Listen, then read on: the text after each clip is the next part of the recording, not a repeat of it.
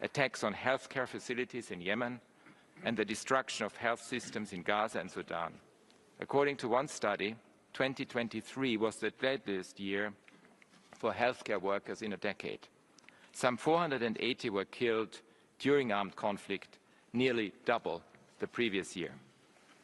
Accountability remedies the past and protects the future. Last month, for example, a Swedish court convicted an ISIS-affiliated woman of genocide, crimes against humanity and war crimes against the Yazidis in 2015. A court in Mexico recently upheld the conviction of 5 military officers for the extrajudicial executions of university students in 2010. And ongoing investigations by the International Criminal Court into various situations create hope of justice for victims everywhere. Around the world, civil society, lawyers and victims are calling on warring parties to respect international law and pursue avenues of accountability. States need to be put on notice that the world is watching, including on arms transfers to conflict zones. Beyond states, corporations must also be held to account, including for damage to our climate and our environment. In December, for example, the Supreme Court of Kenya reaffirmed a landmark decision awarding compensation for deaths caused by lead poisoning. I'm also encouraged by a growing wave of litigation that seeks to hold fossil fuel companies to account for climate-related damage. But these cases are the exception rather than the rule. In this connection, I urge the European Union to maintain robust human rights and environmental due diligence at the heart of their corporate sustainability laws as they consider reforms. Mr. President, an absence of accountability leads directly to an absence of peace. And yet, a tireless search for peace is what the world needs most. Preemptive strikes cannot replace preventive diplomacy. Today, wars are lasting longer and peace negotiations are less successful. According to one study, the number of conflicts that ended through peace agreements fell from 23% in the 1970s to 4% in the 2010s. For millions of people around the world, war has become a simple, devastating fact of life. This should shake us all. We need to build peace from the ground up, to grasp it, nurture it, protect it and promote it at every opportunity. Bring warring parties to the table, ensure that women are involved from beginning to end, build peace around human rights. Transitional justice seeks to do exactly that. It helps fractured societies to heal, reconcile and rebuild. We see its impact all over the world. In Liberia, my office's support has played an important part in advancing transitional justice and promoting accountability. Establishing the Office of a War and Economic Crimes Court last May, was a significant step towards justice for victims of the civil wars between 1989 and 2003. In Colombia, we are reminded of the importance of the participation of civil society in peace-building efforts, notably women, Afro-descendants and indigenous peoples. Peace requires constant vigilance as part of a sustained, victim-centered transitional justice process. The design and implementation of Ethiopia's transitional justice process will be key to demonstrating its ability to address past violations. This is a fragile moment. The human rights situation continued to be dire in 2024, notably in the Amhara and Oromia regions. The situation in Tigray has improved since the cessation of hostilities agreement, but tensions remain high. Worryingly, civic space has become more restricted throughout the country. Proposed amendments to the media law put the rights to freedom of expression, association and peaceful assembly at risk. None of these steps are conducive to sustainable peace. The Western Balkans are an example of transitional justice delayed. Almost 30 years after the end of the conflict in Bosnia and Herzegovina, more progress on peace-building, economic and social reforms, and the protection of human rights are badly needed. Across the whole region, leaders must abandon ethno-nationalist agendas and revisionist narratives that justify or deny atrocity crimes and glorify convicted war criminals. My office is working to get transitional justice back on track. I'm following closely the ongoing peace negotiations between Armenia and Azerbaijan in the hope that they will lead to a process of truth-telling, healing and reconciliation. We stand ready to support. All those arbitrarily detained in Azerbaijan, including ethnic Armenians, must be released immediately and fair trial rights must be respected fully. Bangladesh last year experienced a paroxysm of violence as the government of the time brutally suppressed a student movement that carried human rights at its torch. The country is now charting a new future. Our recent independent fact-finding report on the grave human rights violations that took place is an important contribution to this journey. I hope it will support truth-telling, accountability, reparations, healing and reform. It will be crucial to ensure due process in criminal cases and investigate revenge violence, including against minorities. Syria is also at a critical turning point. My office, together with local and international organizations, raised the alarms and documented appalling human rights violations and abuses for over 14 years before the regime was ousted. This record can now support justice and truth-telling. The interim authorities are facing difficult challenges, and we are ready to accompany them moving forward. I am concerned by reports of revenge violence and abuses. The authorities have an opportunity now to deliver on Syrians' expectations, guided by the human rights of all Syrians, regardless of their gender, ethnicity, religion and race. Women must play a full role in all transitional institutions and decisions. When I visited Lebanon earlier this year, I was encouraged by the commitment of the new leadership to human rights. The country now has a unique opportunity to embark on legal reforms and address deep inequalities and other social and economic issues. These will be crucial to restore social cohesion, build public confidence in state institutions, and deliver on the aspirations of the Lebanese people. Mr. President, even in societies that are nominally at peace, people are feeling insecure and unmoored. Communities and societies struggle with polarization and division, which are anathema to human rights. I have followed recent election campaigns in Europe, North America and beyond with increasing trepidation. Single-issue sound bites, devoid of substance, oversimplify complex issues and are often based on scapegoating, disinformation and dehumanization. Migration, for example, is an age-old phenomenon that can be addressed to everyone's benefit. Refugees fleeing persecution are entitled to live in safety, free from harassment.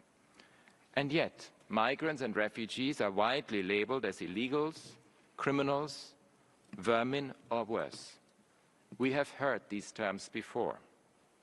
Excessive use of force and deaths of people of African descent at the hands of law enforcement officials persist, often rooted in systemic racism.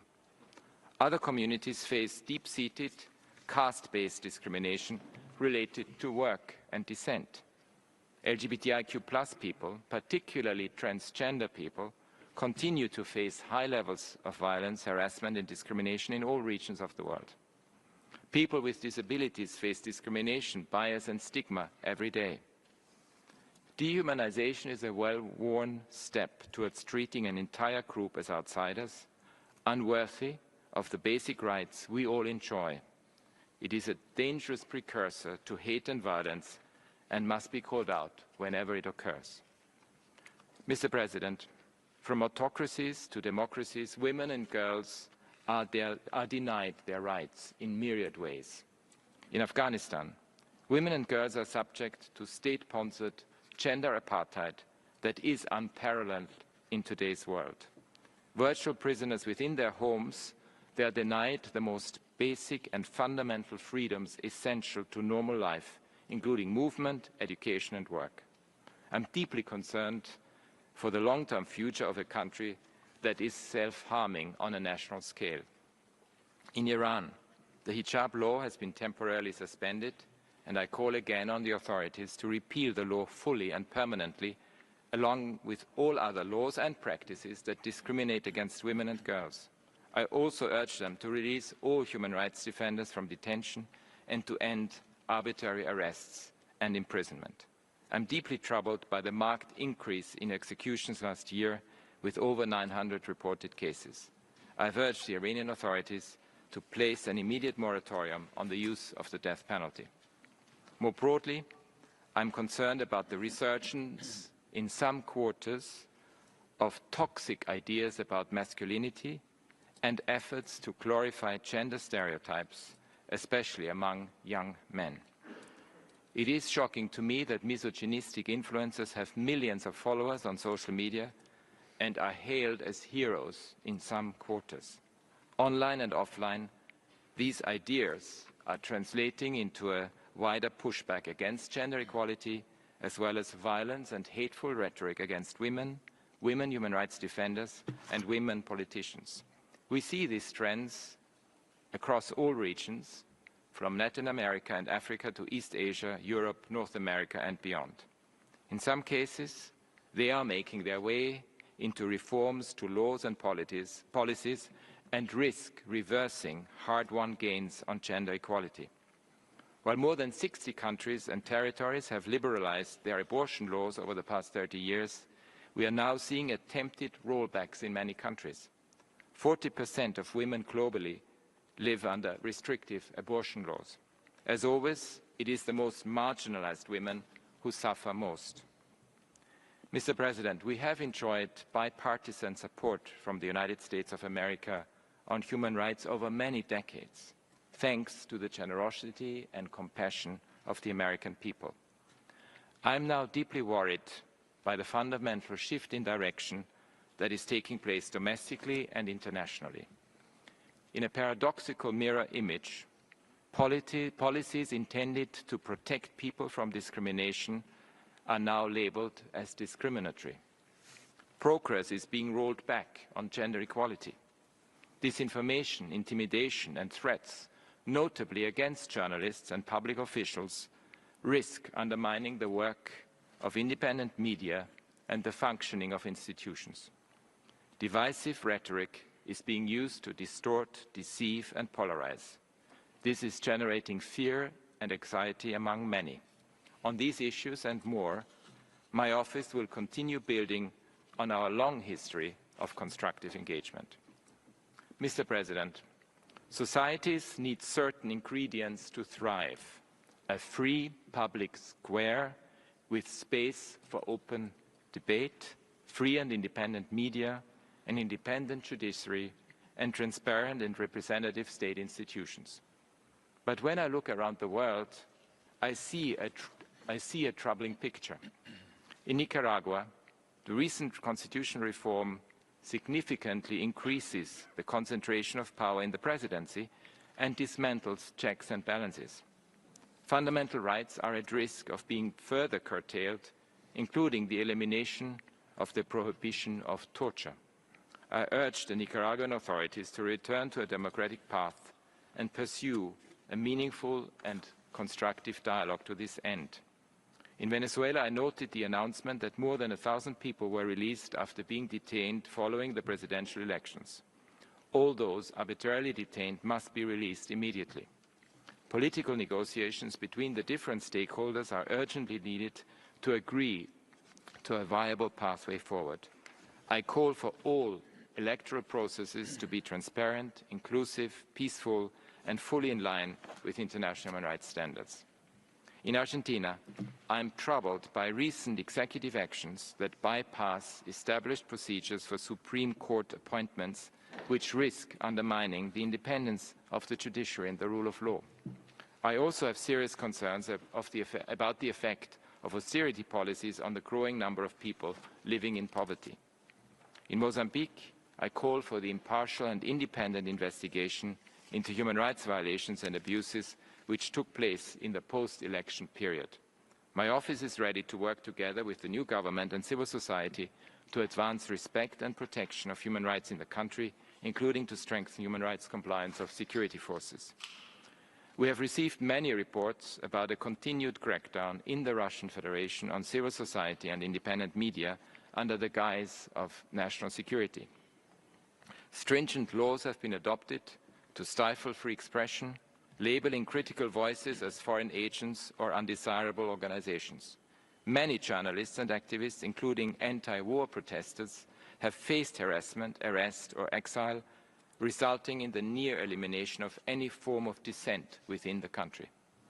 In Belarus, severe limitations on freedom of expression, association and assembly persist, and human rights activism has all but disappeared.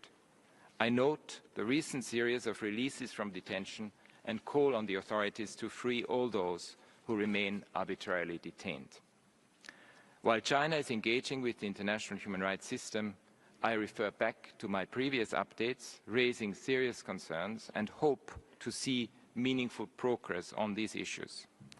I continue to make representations on behalf of lawyers, human rights defenders and citizen journalists who have been arbitrarily detained under vague criminal offences. In Hong Kong SAR, the broad application of national security laws continues to stifle civic space.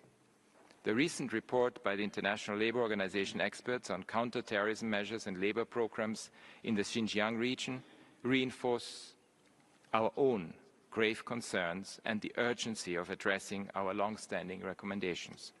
I'm also concerned by the impact of education policies and continued restrictions on freedom of expression, religion and belief in the Tibet Autonomous Region. I will take these issues forward in our ongoing engagement. In Thailand, I remain troubled by the dissolution of the Move Forward Party last August and the legal cases being pursued against its leaders.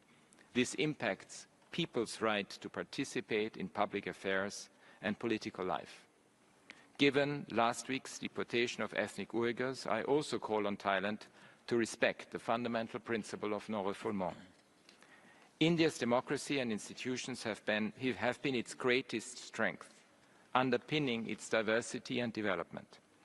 Democracy requires constant nurturing of participation and inclusion at all levels of society.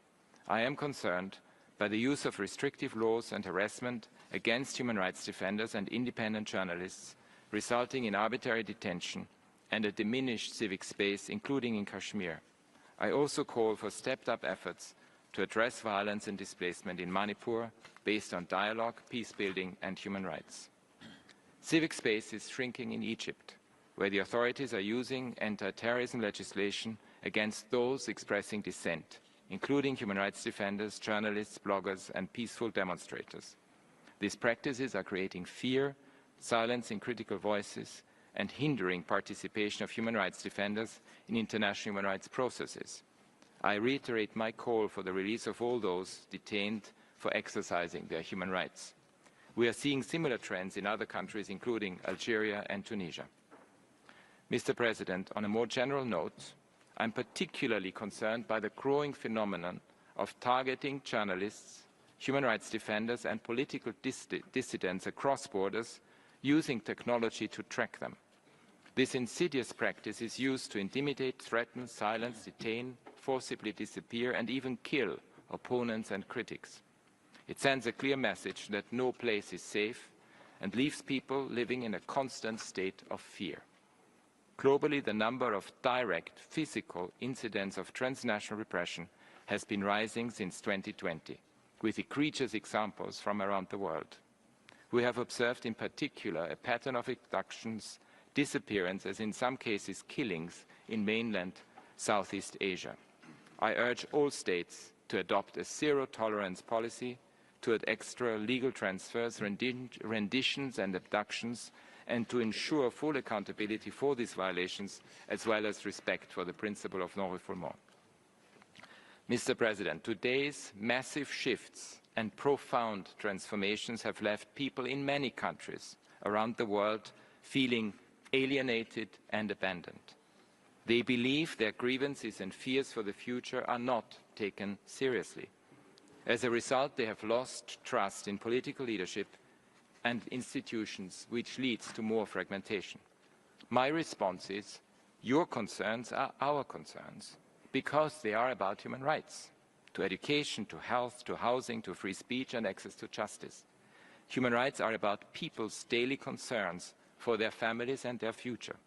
They are also about equity, global solidarity, and sustainable development. Human rights can never be played off against each other. They reinforce each other and reveal how we are all connected. The solution to today's pervasive unease lies in more respect for human rights, not less. It lies in uniting around more effective and efficient multilateral institutions and frameworks that protect us all. I am deeply troubled by efforts from a number of countries to undermine and inhibit the functioning of international legal frameworks and institutions, including the International Criminal Court, which is a fundamental pillar of international criminal justice. I'm stunned by the ease with which various international institutions are cast aside with measures that hinder the vital work they and their staff carry out. Mr. President, economic systems must deliver on economic, social, cultural, civil and political rights, the right to development and the right to a clean, healthy and sustainable environment. The Paris Agreement is an essential tool. We need a laser focus on stopping the climate crisis in its tracks and protecting those already feeling the heat. The World Health Organization plays an essential role in preventing pandemics and safeguarding people's well-being.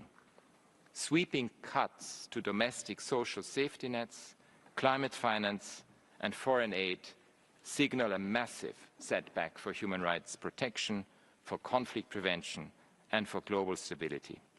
Social security, humanitarian and development aid, climate finance and national security are not in opposition. They are mutually reinforcing. Mr. President, today power dynamics are changing. Individuals and corporations have never had so much control and influence over our lives. A handful of unelected tech oligarchs have our data. They know where we live, what we do, our genes and our health conditions, our thoughts, our habits, our desires and our fears. They know us better than we know ourselves, and they know how to manipulate us. Any form of unregulated power can lead to oppression, subjugation, and even tyranny, the playbook of the autocrat. We must adapt fast. States must fulfill their duty to protect people from unchecked power and work together to achieve this. Mr. President, in response to all the challenges I've outlined, we need to bring back the value of science, knowledge and facts. And we need a clear, unequivocal commitment to the rule of law, to transparency, to independent institutions, all anchored in human rights. We also need a global coalition pushing for an alternative vision based on wisdom, justice and compassion.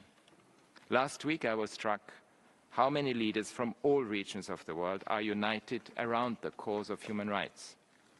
We must inspire with our values and demonstrate that human rights are a winning proposition for humanity. We must cherish the values of respect, unity and solidarity and work together for a safer, more just, more sustainable world. We can and will persevere. Merci beaucoup. Merci beaucoup, Monsieur le Haut-Commissaire.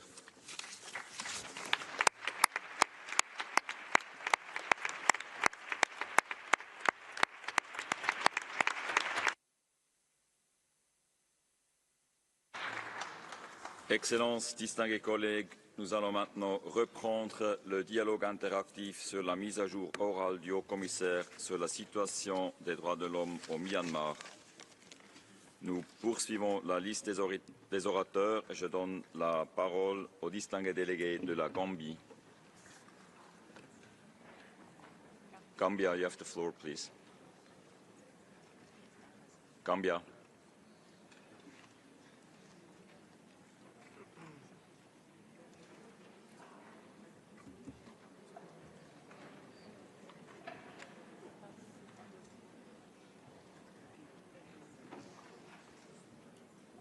A microphone for the Gambia, please.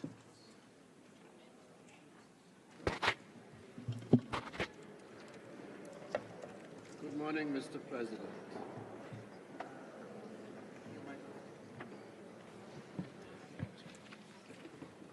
Good morning, Mr. President. My delegation thanks the High Commissioner for the comprehensive update and aligns itself with the statement delivered on behalf of the OIC. The Gambia notes with deep concern the assessment of the deteriorating human rights situation in Myanmar, particularly regarding the plight of the Rohingya minority. We reiterate our call on the international community to intensify efforts to protect the Rohingya, ensure unimpeded humanitarian access, and facilitate their safe, dignified, and voluntary return to their homeland. Furthermore, we stress the urgent need for accountability for human rights violations. In this regard, we welcome the recent request by the Chief Prosecutor of the International Criminal Court for an arrest warrant against Myanmar's military leaders for crimes against humanity.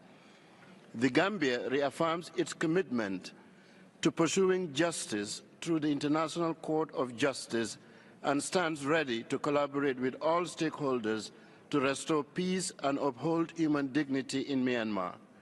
In conclusion, we ask, what specific measures would the Human Rights Council's office recommend to the international community to effectively protect the Rohingya population in Myanmar and hold perpetrators accountable? And I thank you, Mr. President. Thank you. I give the floor to the distinguished representative of Thailand.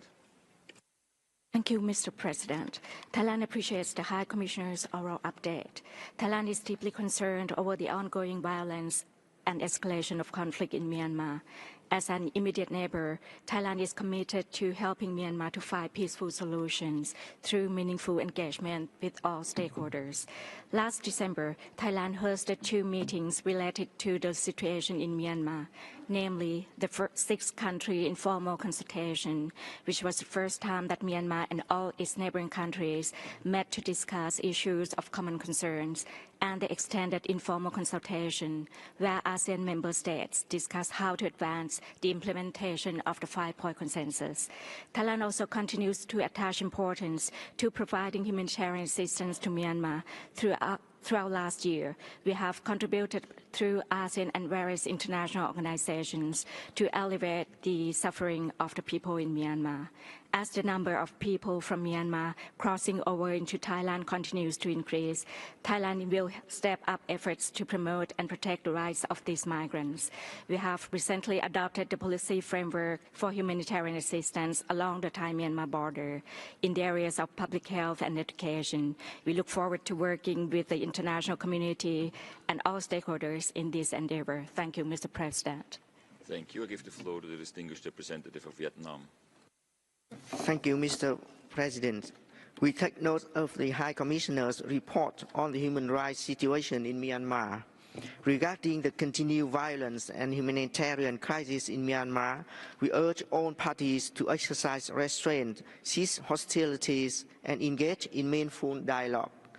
Vietnam expresses hope that the situation in Myanmar will soon stabilize so that its citizens can start rebuilding and developing the country and continue contributing to the creation of a united and strong ASEAN community.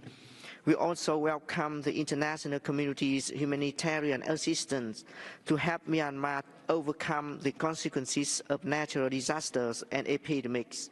At the same time, we closely cooperate with the ASEAN Chair and member states to help Myanmar find a feasible and sustainable solution to the ongoing crisis, to implement ASEAN's 5-point consensus, and to promote peace, stability, cooperation, and development in the region.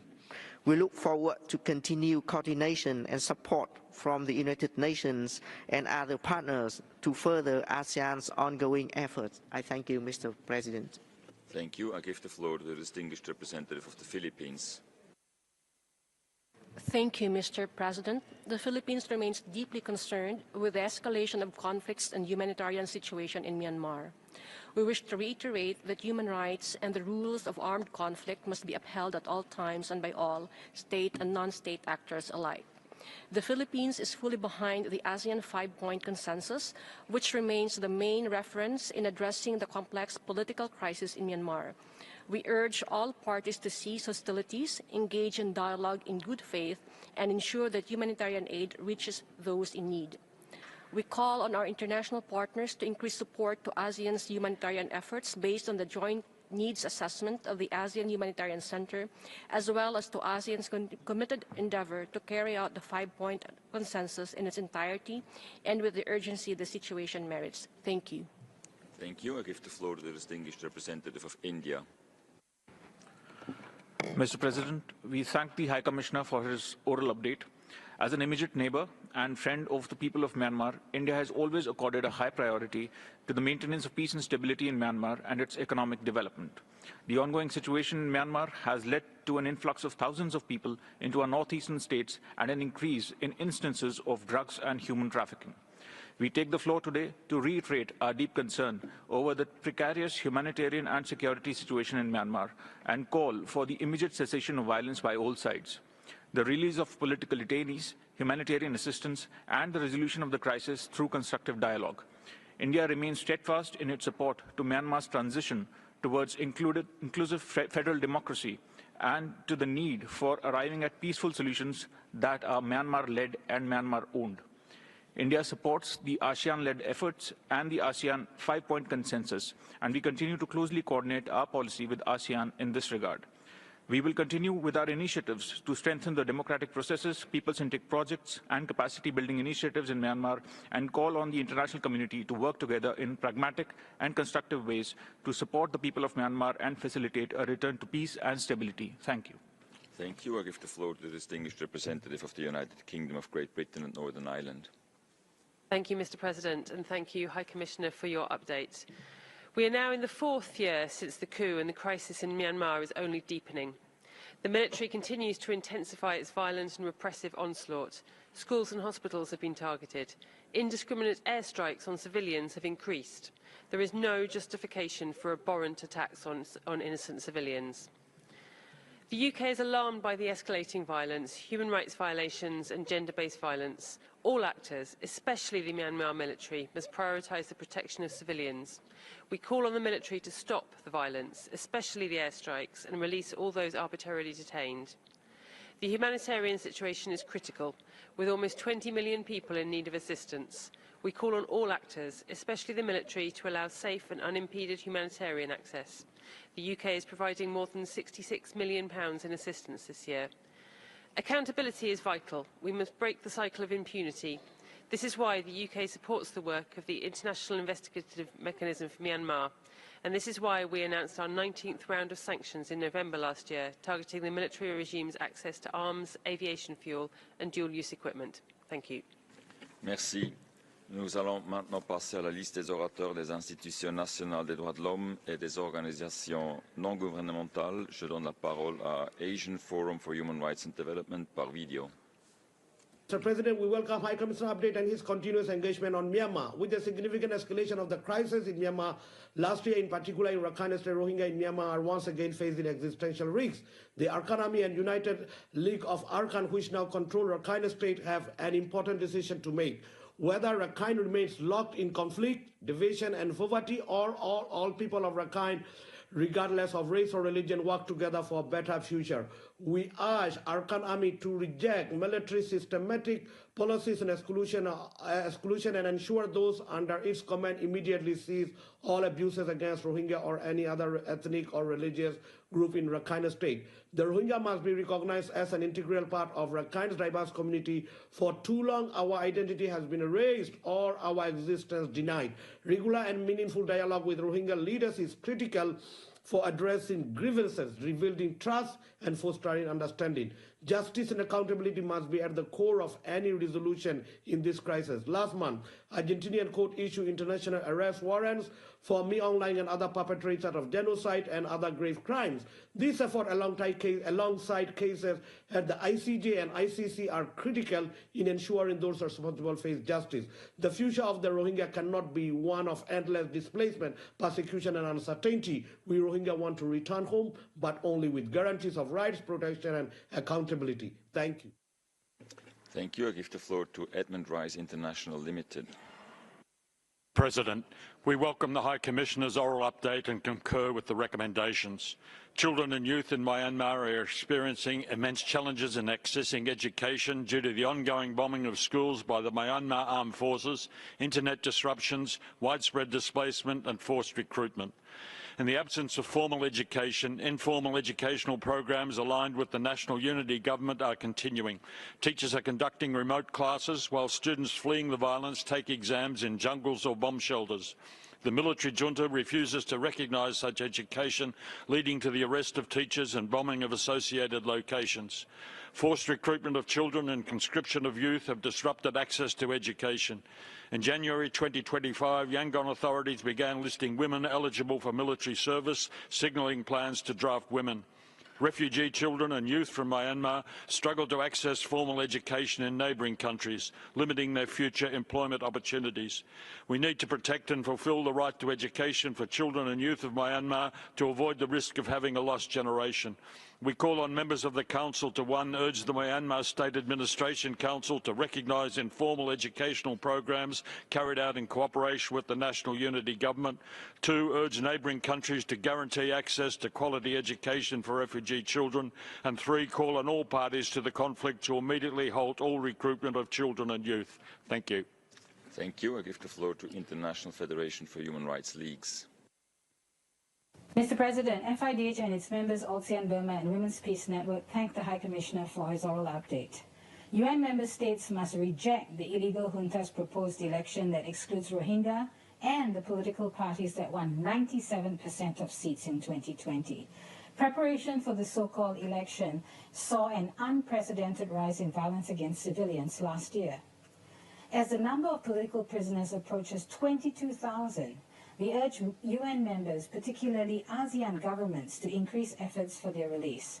Attacks against Rohingya men, women and children by both the junta and the Arakan army must stop. We are concerned the junta's recent release of Rohingya prisoners is a ploy to forcibly conscript them. We urge ASEAN states to stop deporting people to feed the junta's forced conscription drive. We welcome the Bangladeshi interim government's consent to the independent investigative mechanism on Myanmar to travel there to conduct its important work and urge other regional neighbors to do the same. We urge all states to help Argentina execute the arrest warrants issued over the Rohingya genocide. We urge the U.S. government to reverse its disastrous suspension of aid to organizations helping Myanmar refugees, including on the Thai and Bangladeshi borders, and to groups including women and LGBTIQ peacefully working for human rights and democracy. Thank you. I give the floor to Advocates for Human Rights. For Human Rights is a member of the World Coalition Against the Death Penalty. We take this opportunity to highlight human rights violations concerning the death penalty in Myanmar. The Special Rapporteur's March 2024 report states that military tribunals and courts within prisons have sentenced 166 political prisoners to death. Multiple reports allege that court proceedings often take place in secret and do not respect fair trial standards. In September 2024, authorities executed a husband and wife alleged to be anti-coup activists, the first since 2022. 5 additional pro-democracy activists, including one woman, were at imminent risk of execution and had reportedly experienced brutal torture, including sexual violence. We are also concerned that as recently as December 2024, the Myanmar National Democratic Alliance Army has been sentencing people to death and carrying out summary public executions. We urge all parties to the conflict to cease executions and to commute all death sentences to penalties that are fair, proportionate, and consistent with international human rights standards. We urge all parties to provide a full accounting of all death sentences and executions since 2021, disaggregated by sex or gender, crime of conviction, court of conviction, and relationship to any co-defendants or victims. We emphasize the importance of respecting the safeguards, guaranteeing protection of the rights of those facing the death penalty, particularly that the legal process must have all possible safeguards to ensure a fair trial. Thank you. Thank you. I give the floor to Christian Solidarity Worldwide. Thank you, Mr. President. CSW thanks the High Commissioner for his update on the situation in Myanmar. The military junta has persistently employed forms of psychological, physical and sexual torture in its campaign of violence across the country. The use of torture and other forms of cruel, inhumane and degrading treatment targeting religious and ethnic minorities, including those arbitrarily detained without due process, is particularly concerning. Detained Buddhist monks face severe mistreatment, including psychological torture and beatings. They are often forced to disrobe of their monastic attire and denied essential practices. Any refusal to comply results in physical assault. The ongoing affliction of torture during military interrogations has resulted in the death of religious leaders, including Christian pastor Salai Ngwe Kaya in 2021 and a Muslim man in Yangon, Koko Lat, who was forcibly recruited by the junta under conscription law and died from torture and fatal beatings in 2024. The military junta's inhumane treatment towards religious minorities and clergy evidences a broader strategy to suppress dissent and erode minority religious identities. CSW calls on the Myanmar military to cease its targeting of religious and ethnic minorities and to end the use of torture and other forms of cruel, inhumane and degrading treatment. We further urge the international community to increase efforts to address reports of unlawful detention and use of torture in Myanmar. High Commissioner, what more can be done to ensure specific support, protection, care and treatment for survivors of torture and other forms of cruel, inhumane and degrading treatment in Myanmar? Thank you. Thank you. I give the floor to Juventum EV. Mr. President, Mr. High Commissioner, Excellencies, ladies and gentlemen, Juventum is honored to participate. While the military junta seems to have diminishing control over Myanmar, it has grown into more brutality and retaliatory actions, making the largest death toll since the beginning of the coup in 2021. As reported by the Special Rapporteur, some targeted sanctions brought positive outcomes to limit the military supply for the junta. The resistance shows enormous courage despite the general deficiency of support from the international community. The international community should speed up its support for the people seeking democracy and justice. The generation in productive ages is either forced to serve in the military or wants to flee to other countries. The youth should be provided with the education and the training for the development. The United Nations should provide online support for the youth in education and capacity building from outside. Myanmar consists of huge diversity. A more robust democracy than before is needed. The international community is responsible for making suggestions on the unity and the recovery of Myanmar using the wisdom learned from good practices. Thank you very much for your attention. Thank you. I give the floor to International Bar Association. The International Bar Association's Human Rights Institute, the Law Council of Australia, Lawyers for Lawyers, and Lawyers' Rights Watch Canada continue to condemn the ongoing atrocity crimes being committed in Myanmar. Over 4 years since the coup, reports of the lack of the rule of law and of the junta targeting pro-democracy activists and human rights defenders, including lawyers and journalists, continue. Lawyers not only face severe restrictions in their work, including limited access to their clients and bans on confidential communications, but have themselves been harassed, intimidated, and arbitrarily arrested and detained, particularly when defending political cases. Arbitrary arrests and detention and unfair trials of perceived opponents of the military regime also continue. There is evidence of systematic torture and ill-treatment of individuals in detention, often to force a confession. Judges have reportedly summarily dismissed or not even considered lawyers or the accused's attempts to object to the reliance on such false confessions in judicial proceedings.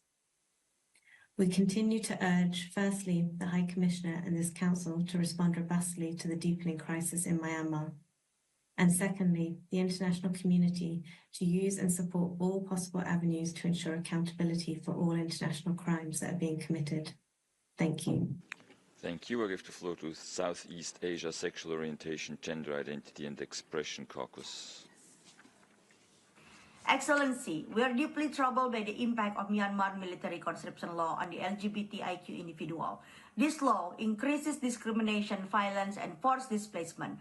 Alarmingly, 70.3% of LGBTIQ individuals have been forcibly conscripted and 58.4% summoned, showing a harsh reality. LGBTIQ people are forced into a system that criminalizes their identity, endanger their safety, and strip away their dignity. This law is more than just about military service. It is used to silence queer voices and push many into hiding or exile. We call on the international community, including embassy, multilateral agency, and human rights organizations, to take immediate action. They must closely monitor and document these abuses, offer direct support to LGBTIQ defenders, and provide humanitarian assistance. We urge the United Nations and diplomatic body to pressure Myanmar's military regime to stop this violation. Neighboring countries should provide refuge and protection, and global sanctions should be imposed on the junta to halt further atrocity. The time to act is now. We must protect the rights, safety, and dignity of Myanmar LGBTIQ community. Thank you, Excellency. Merci. Ceci était la dernière intervention qu'il nous est possible d'écouter et je redonne maintenant la parole au haut-commissaire aux droits de l'homme pour ses remarques finales. Vous avez la parole. Merci, Monsieur le Président. I think many of us in the room have followed developments in Myanmar for many, many years. And I think whenever we go into these discussions, we follow them with a heavy heart. But one thing is good, that there is a discussion in the Human Rights Council about Myanmar, because if I look at the world attention, I have to say it's not necessarily the priority that it deserves. And it's important that, as a result, not just what we are doing in terms of reporting, but also that there is a clear message from the Human Rights Council about how serious the situation is and how much we are all concerned about it. And frankly, if you go into the figures are appalling. A minimum of 6,353 civilians, including 733 children killed by the military, with 2024 the deadliest year so far, 21,922 prisoners in detention on political grounds, 2,294 individuals have died in military custody, over 3.5 million internally displaced people, over 144,000 have crossed borders, in addition to the 1.1 million Rohingya that are already in Bangladesh, nearly 20 million people in need of humanitarian assistance, 15 million people facing acute food insecurity and warnings of a famine in Rakhine State, half of the country living under the poverty line, an additional 25% on or just above it. And one can continue. It's also clear that the situation in Myanmar is not confined to its borders. We have already seen the consequences. We hear from Bangladesh how much they are shouldering in terms of responsibility by hosting Rohingya refugees. We have heard about the displacement across even to other countries in Southeast Asia in particular. We have heard about the regional impacts because of the drug production. Myanmar now leads the world in producing opium. We have seen reports about trafficking and organized criminal networks and scam centers, transnational crime. There is a huge opportunity cost to the region in terms of economic loss, potential of the country unfulfilled. Many of us know the many talented people from this country, especially young people, who don't know what their future will be like. And this is definitely not a climate in which a flawed election process can offer any solution. Peace is indeed the most important one before any of this can be discussed. There were a number of delegations that asked questions mostly around accountability. As you know, the ICC prosecutor has taken the important step to seek an arrest warrant for Min Aung Hlaing, and he has announced that further applications are to follow. And it's important to recognize that indeed, apart from the situation in Rakhine State, I mean, in terms of the crimes that have been committed against the Rohingya, over which the ICC has jurisdiction, it's also important to ensure that the whole of the country is covered, because we have reported for so many years about what is happening. So, and I've said it before, in our considered assessment, it is important that the entire situation of Myanmar is referred to the International Criminal Court by the UN Security Council, because that would help end impunity and pressure the military to cease violence. I welcome the steps taken by 11 states so far to intervene formally in the case by the Gambia against Myanmar in the International Court of Justice under the Genocide Convention. I encourage also continued support not only to the Special Rapporteur, but also cooperation with the independent investigative mechanism for Myanmar, and for states to use universal jurisdiction for pursuing investigations and prosecutions at national levels. Because, of course, universal jurisdiction allows for the prosecution of serious violations that have been committed in Myanmar. Then there were a number of questions around how to end the violence and find a pathway out of the crisis. I mean, it's clear that what is needed most is for the international community to engage with the full spectrum of democratic actors, ethnic groups, civil society, to find solutions. And we know the importance of that women and youth can play in defining a new vision for the country. As you know, I was asked by you, by the Human Rights Council, to submit a report in June which will explore pathways for Myanmar to a democratic future. And we are really making a strong effort to consult widely with Myanmar stakeholders in the preparation of the report, particularly young people, because they have very clear ideas about what a democratic and inclusive future would look like. It is also important that there is engagement that looks at governance systems even at the local level, outside the military's control, because they are protecting and providing services to people. There is a need for a comprehensive dialogue, again, that involves all stakeholders. And importantly, because we have seen the funding cuts, it's absolutely critical not only to support Bangladesh and to make sure that there are also support given on the humanitarian side. We heard what ASEAN is doing with ARA, but also beyond this, to ensure that humanitarian human rights organizations and journalists that are still working on the ground are supported. The last point that I want to say is that we know from other situations that there will always be a day after. And very often we are not prepared for the day after. At some stage, this brutal repression will end, and it is absolutely critical that we are prepared for the day after, with a vision that the people of Myanmar will define themselves, that we hope to accompany, so that we are really ready to provide the support that is required. Thank you very much. Merci beaucoup. Ceci nous amène à la fin de ce dialogue interactif et je tiens à remercier le haut-commissaire pour sa participation.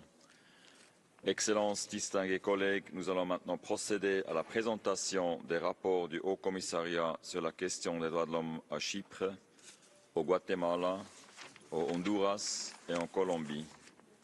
Nous entendrons également des mises à jour orales sur les progrès en matière de réconciliation et de responsabilité à Sri Lanka et sur la situation des droits de l'homme au Nicaragua. J'ai l'honneur de donner la parole à Madame Marit Kohonen-Sherif, directrice de la division des opérations mondiales du Haut-Commissariat des droits de l'homme.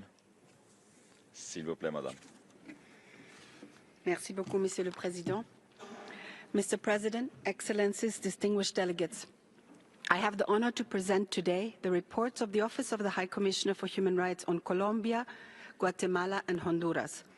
I'll also provide an update on the human rights situation in Nicaragua, present the Office's report on Cyprus, and conclude with an oral update on Sri Lanka. Señor Presidente, empiezo con el informe sobre Colombia, A/HRC/58/24. Quisiera iniciar felicitando a Colombia por su elección por primera vez como miembro del Consejo de Derechos Humanos y por su apertura continua con nuestra oficina y el Sistema Internacional de Derechos Humanos. No obstante, sigue siendo objeto de gran preocupación la violencia ejercida por los grupos armados no estatales en contra de la población civil, con el fin de ejercer control territorial y explotar economías ilícitas, socavando la gobernabilidad.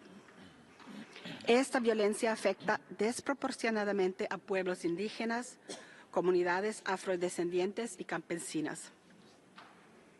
Frente a esta violencia, reiteramos la urgencia de una presencia integral del Estado en todo el territorio nacional para proteger a la población. Asimismo, instamos al Gobierno a acelerar la implementación del acuerdo de paz, así como la implementación coordinada de las políticas de seguridad, paz total y desmantelamiento. Destacamos la reanudación del proceso de garantías para personas defensoras de derechos humanos y exhortamos a reformar el modelo de protección existente, incluyendo para personas defensoras del medio ambiente en particular riesgo. Asimismo, valoramos el proceso de transformación de la policía para fortalecer el respeto de los derechos humanos, incluyendo el derecho de reunión pacífica, la transparencia y la rendición de cuentas.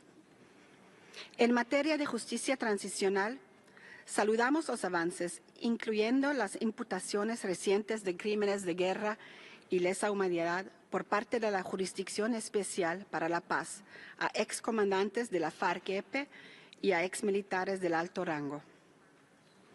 Frente a la magnitud de las desapariciones forzadas en el marco del conflicto y de la persistencia de este crimen, destacamos también la importancia de la nueva ley sobre las mujeres buscadoras de víctimas de desaparición forzada. Esta ley establece un marco inédito en América Latina. Quisiera concluir reafirmando el compromiso de la Oficina de seguir apoyando los esfuerzos encaminados a mejorar la situación de derechos humanos y construir una paz basada en los derechos humanos en Colombia. Señor Presidente, sigo ahora con el informe sobre Guatemala, A/HRC/58/22.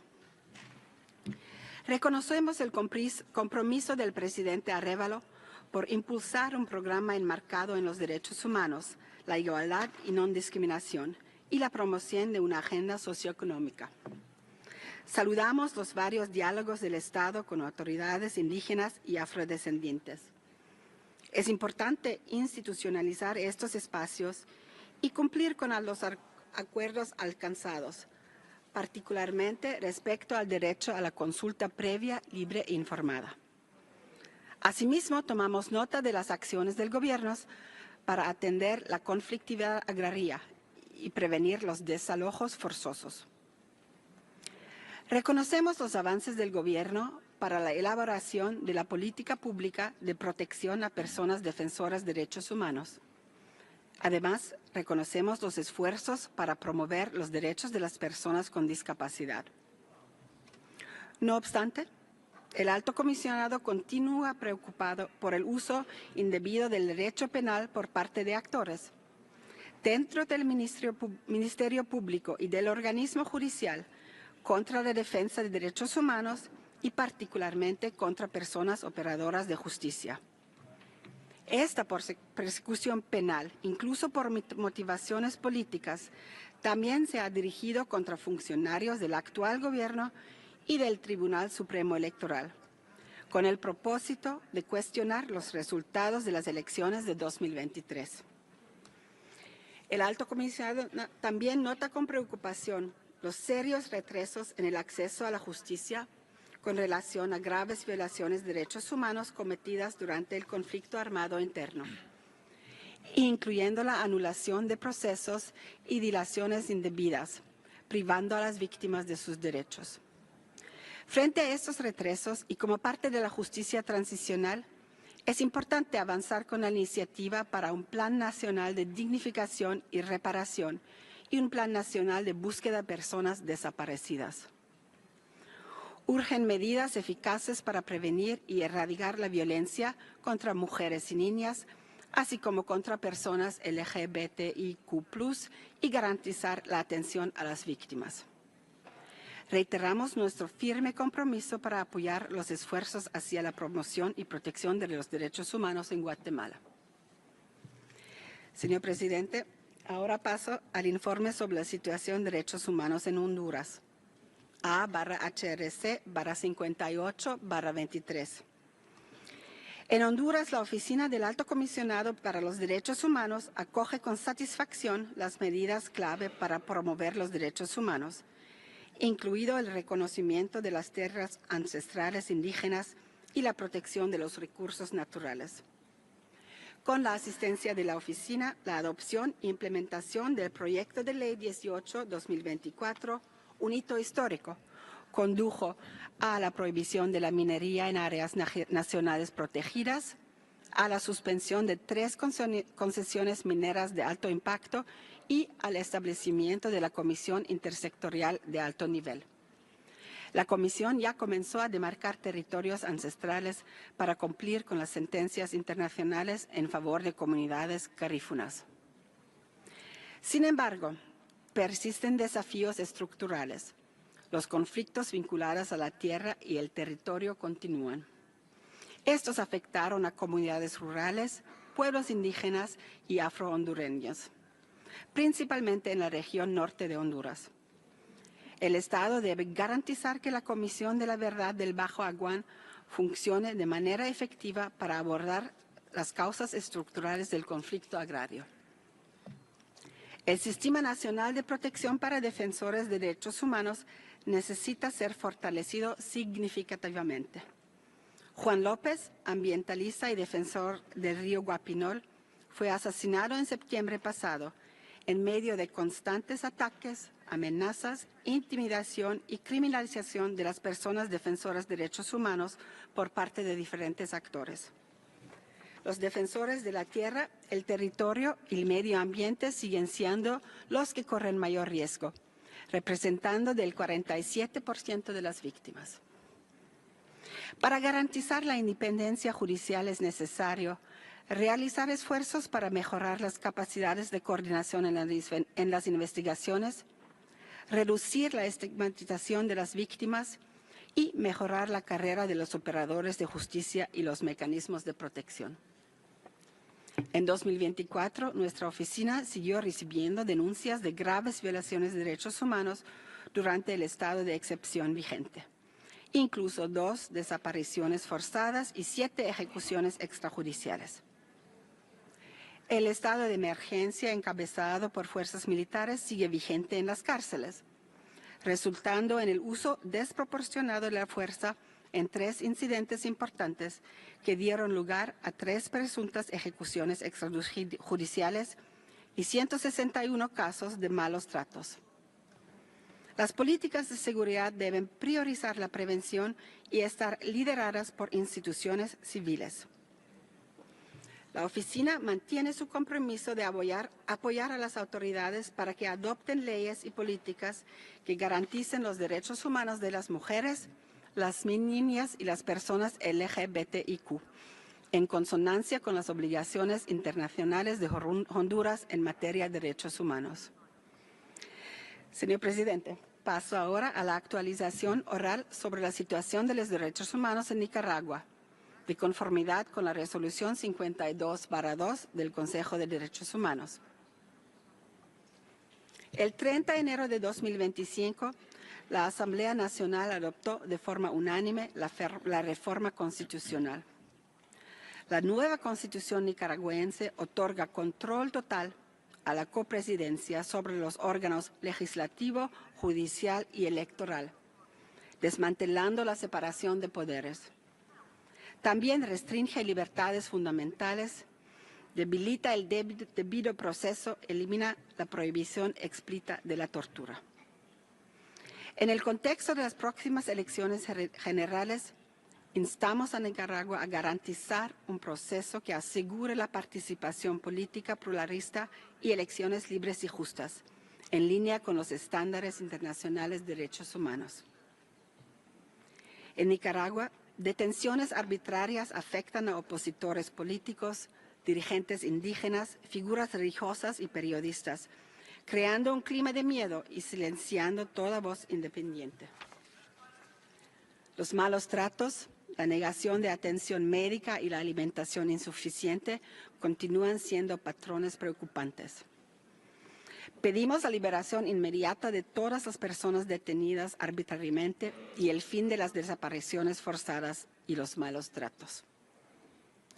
Los informes sobre represión contra la Iglesia Católica y otros grupos religiosos, incluidas confiscaciones de bienes, prohibiciones de entrada, expulsiones y restricciones a ceremonias religiosas, siguen suscitando graves preocupaciones sobre la libertad de religión en Nicaragua. Las denegaciones de entrada a Nicaragua han aumentado, con al menos de 15 casos desde enero. Esta práctica separa familias, restringe la libertad de movimiento, provoca la pérdida de medios de subsistencia y aumenta el riesgo de apatridia. Nos preocupa igualmente profundamente el continuo aislamiento de Nicaragua de la comunidad internacional. La reciente expulsión de la FAO y la falta de cooperación por la parte de Nicaragua con varios mecanismos de derechos humanos ilustran esta tendencia. Lamentamos también el reciente anuncio de Nicaragua de retirarse de este Consejo de Derechos Humanos y sus mecanismos. Reiteramos una vez más nuestro ofrecimiento de entablar un diálogo y de proporcionar capacitación en materia de derechos humanos a las autoridades nicaragüenses para que cumplan con sus obligaciones internacionales en materia de derechos humanos.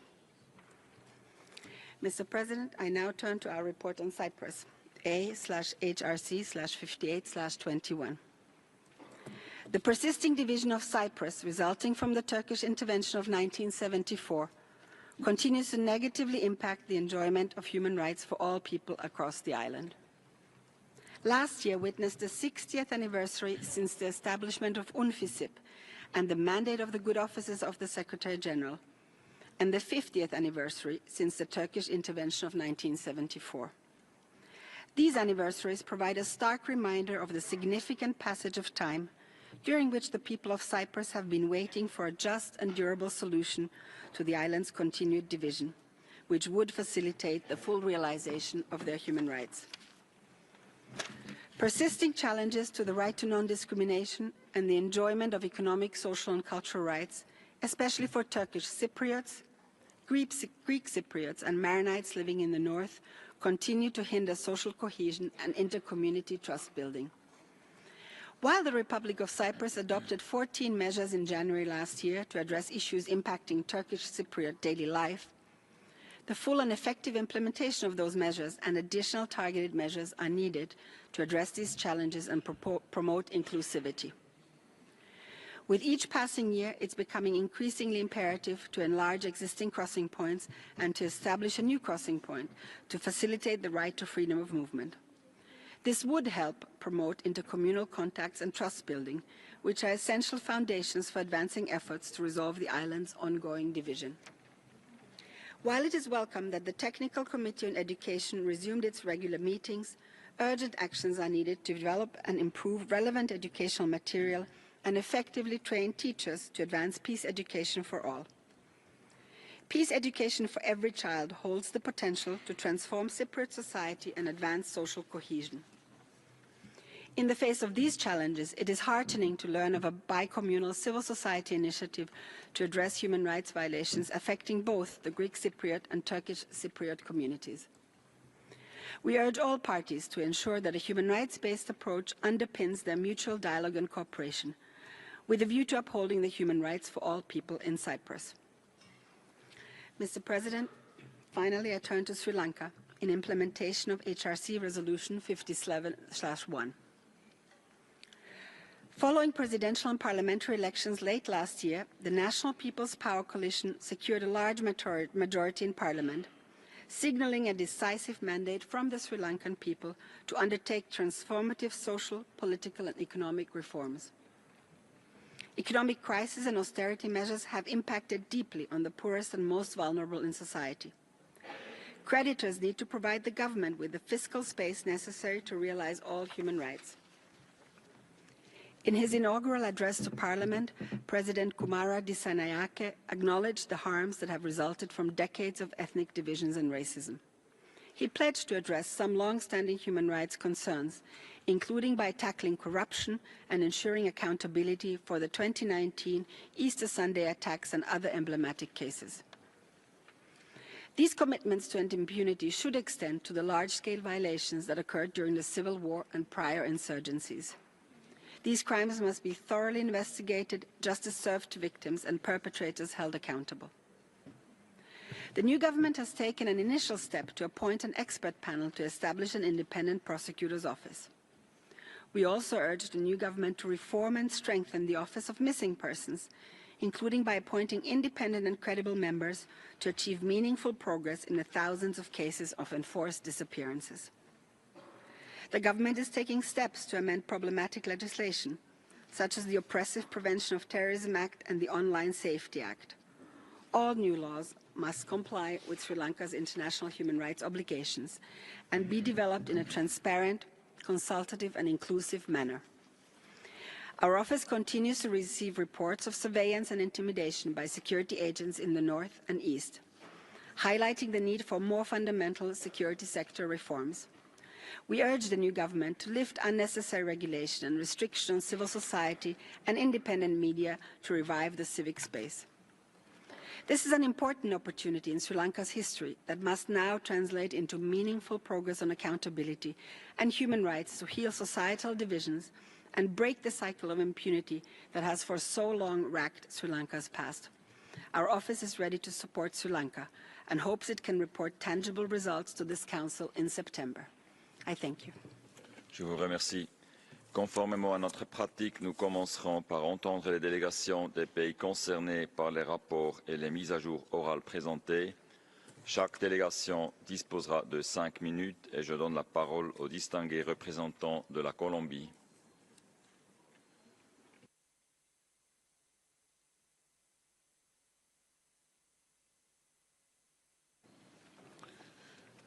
Gracias, señor presidente. Agradezco al alto comisionado su informe que nos muestra falencias existentes y frentes principales a los que debemos prestar atención. Le agradezco también los reconocimientos de aciertos que hemos tenido.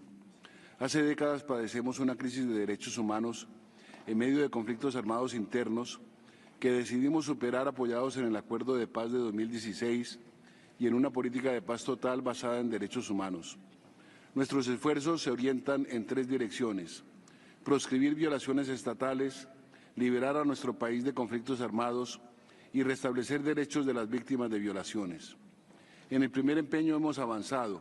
Su informe verificó en 2024 18 denuncias de privación arbitraria de libertad por la fuerza pública, una reducción del 39% frente a 2023. Han sido valiosos los aportes de su oficina a la doctrina operativa de la policía sobre uso de fuerza y gestión de protestas, plasmados en el decreto 1231. Pese a ello, el pasado viernes la Unidad de Diálogo y Mantenimiento del Orden hirió a 4 estudiantes menores de edad en Barrancabermeja. Reprochable e inadmisible. En igual dirección se avanza para cumplir una sentencia sobre violencia contra personas defensoras y adoptar con las plataformas de derechos humanos una política nacional de garantías y el plan de acción para mujeres defensoras, al igual que una red del Ministerio de Medio Ambiente a favor de ambientalistas y del campesinado. En el segundo empeño, 9 procesos de diálogo con actores armados no han implicado todavía desarme, pero sí reducción de índices de violencia. Aunque continúan siendo altos, muestran un descenso comparados con los de 2023, como el asesinato de defensores, 15%, o de desmovilizados de las FARC, 31%, masacres, 27%, desplazamiento forzado, 18%. Estamos lejos de cantar victoria. Mientras que en 2024 las personas desplazadas fueron 48.000. En los 2 primeros meses de 2025 han sido desplazadas en el Catatumbo más de 52.000 personas. Superar la violencia en Colombia requiere redoblar esfuerzos nacionales y apoyo internacional que agradecemos. En el tercer empeño, su informe celebra nuestro nuevo enfoque sobre drogas, centrado en la asfixia de las actividades criminales y el oxígeno para los derechos de personas cultivadoras y la atención en salud a los consumidores. En esa dirección se inscribe en la aprobación de la Convención sobre Derechos del Campesinado y de la Jurisdicción Agraria y los avances en la reforma rural, entre otros. Mención especial merece el diálogo en el norte del Cauca entre comunidades étnicas, campesinas e industriales de la caña sobre propiedad y uso de la tierra, respeto de los derechos humanos y agenda de desarrollo sostenible, realizado con apoyo de su oficina en Colombia. Pese a estos esfuerzos, la violencia de grupos irregulares persiste en Colombia y afecta mucho a comunidades étnicas y campesinas, mujeres, niñas y niños, víctimas de reclutamiento y otras violaciones, adultos mayores, comunidad LGBTIQ+, personas defensoras y líderes sociales, población pobre, personas desplazadas y confinadas. Solo garantizando sus derechos podremos consolidar una paz duradera. Entre estos sectores vulnerables, permítame mencionar a los migrantes y señalar la importancia de exigir respeto por sus derechos. Como dice el Papa Francisco en su reciente carta a los obispos estadounidenses, y cito, el acto de deportar personas que en muchos casos han dejado su propia tierra por motivos de pobreza extrema, de inseguridad, de explotación, de persecución o por el grave deterioro del medio ambiente, lastima la dignidad de muchos hombres y mujeres, de familias enteras y los coloca en un estado de especial vulnerabilidad e indefensión. Hasta aquí la cita, y agrega el Papa, un auténtico Estado de Derecho se verifica precisamente en el trato digno que merecen todas las personas, en especial los más pobres y marginados. Hasta aquí la cita. En migración, cambio climático o cualquier otra materia, nuestro Gobierno ha situado la dignidad humana y los derechos humanos como eje transversal y por ello hemos adoptado un enfoque de seguridad humana. Para hacerlo realidad, el Gobierno ha nombrado ministro de Defensa al general retirado Pedro Sánchez, quien comandó el rescate de los niños perdidos en el Amazonas en 2023 y puso ejemplarmente las armas de la República al servicio de una comunidad indígena. Esperamos que bajo la dirección civil de este general retirado, nuestras fuerzas militares superen la estigmatización de sectores de la población vistos equivocadamente como enemigos internos, según la doctrina de seguridad nacional en la que fueron formados, o más exactamente deformados, algunos de ellos. Señora directora, señor presidente, deme 10 segundos más. Colombia seguirá encarando los retos en derechos humanos con colaboración y apertura. Por ello, acogemos con gratitud la radiografía de nuestra situación contenida en las observaciones de su informe y asumimos con seriedad las sabias prescripciones para su superación, que no son otras que las recomendaciones allí formuladas. Muchísimas gracias.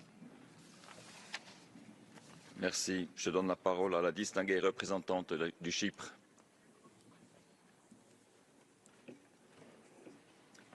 Thank you, Mr. President. Cyprus appreciates the presentation of this year's report on the question of human rights in Cyprus and thanks the High Commissioner and the Office for their continued engagement.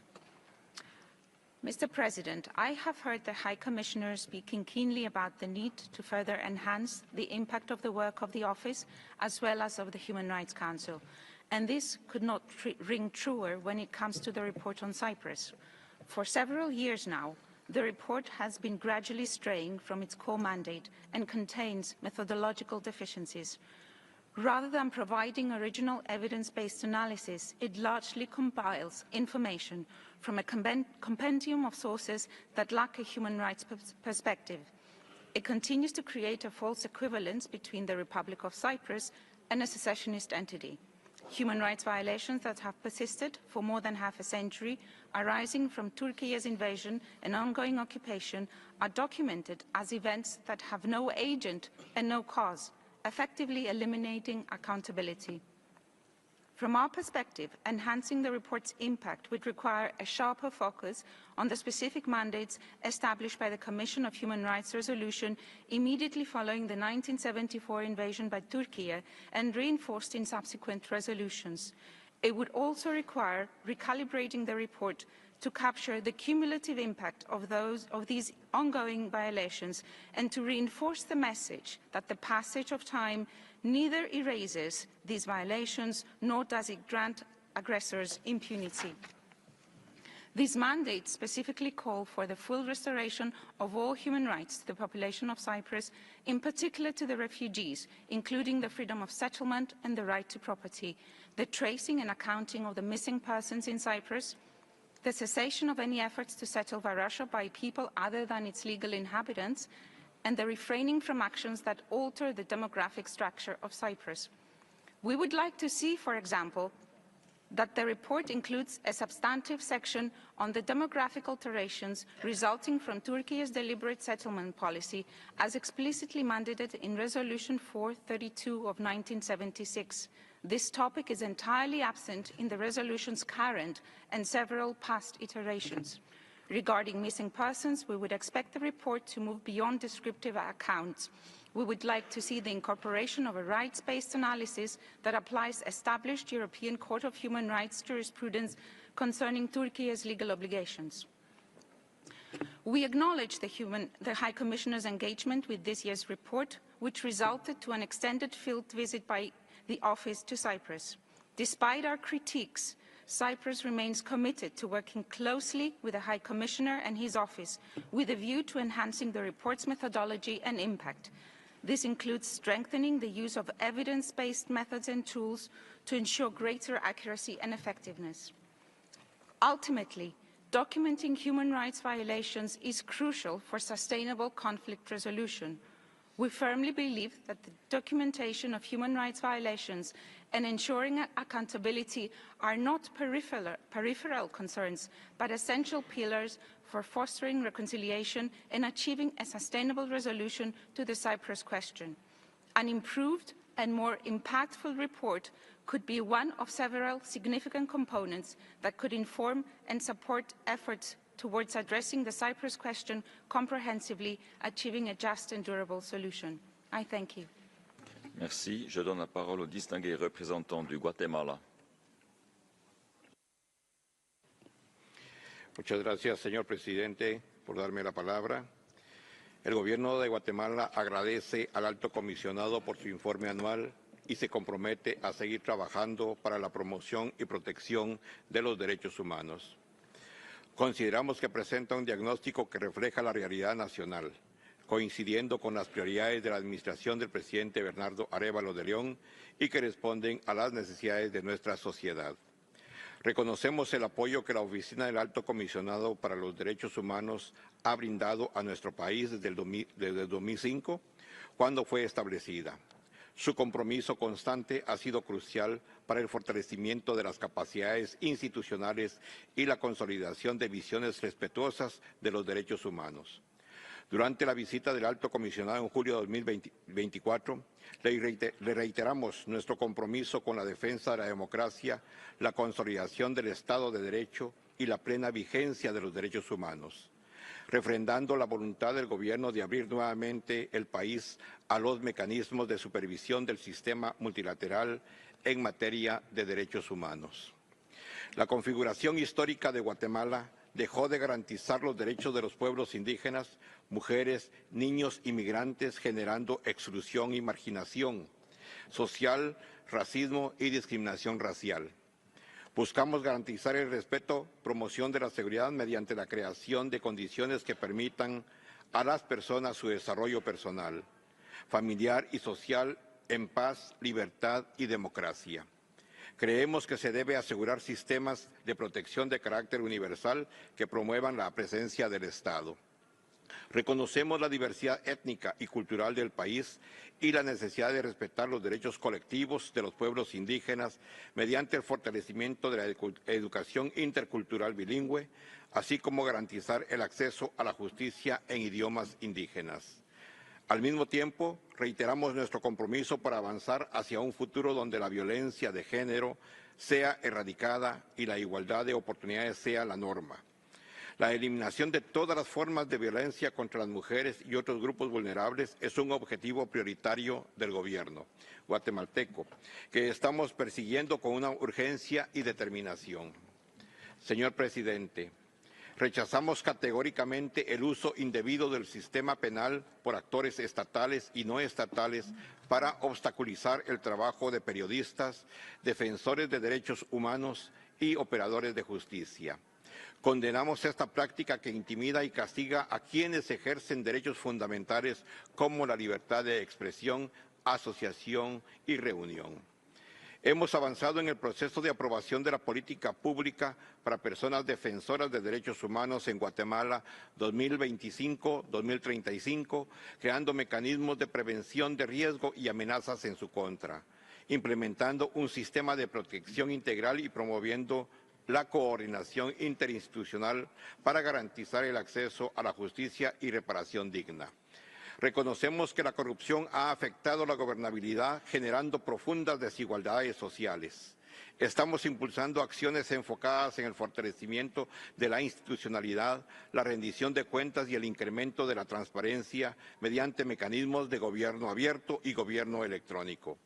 Nos complace haber subido 2 puntos del 23 al 25 en el índice de percepción de corrupción del 2024, que es elaborado por Transparencia Internacional. La Comisión Presidencial por la Paz y los Derechos Humanos, COPADE, con la asesoría técnica de la Oficina del Alto Comisionado, llevará a cabo un proceso de recopilación de información y definición de prioridades para la elaboración de una hoja de ruta nacional sobre empresas y derechos humanos. Este instrumento incluirá un estudio diagnóstico que permitirá evaluar el nivel de implementación de los principios rectores de las Naciones Unidas sobre las empresas y los derechos humanos e identificar los principales ejes de trabajo con diversos sectores para fortalecer su cumplimiento. Señor presidente, tomamos nota de las importantes conclusiones y recomendaciones contenidas en el informe y valoramos que se reconozca el gobierno del presidente Bernardo Arévalo tiene un compromiso y una agenda en favor de los derechos humanos. Reiteramos nuestro compromiso con la protección de los derechos humanos y su voluntad de seguir trabajando para construir una sociedad más justa e igualitaria. Por ello, continuaremos impulsando espacios de diálogo nacional con el objetivo de aunar prioridades y puntos de consenso que servirán para consolidar una agenda nacional de desarrollo. Hanira Nimatio Chichibe, muchas gracias. Merci. Je donne la parole à la distinguée représentante du Honduras, Madame Angélica Lizeth Álvarez, secrétaire d'État aux droits de l'homme, par vidéo. Señor presidente, Honduras recibe con agrado el informe anual presentado por el Alto Comisionado de las Naciones Unidas para los Derechos Humanos respecto a la situación de los derechos humanos en nuestro país.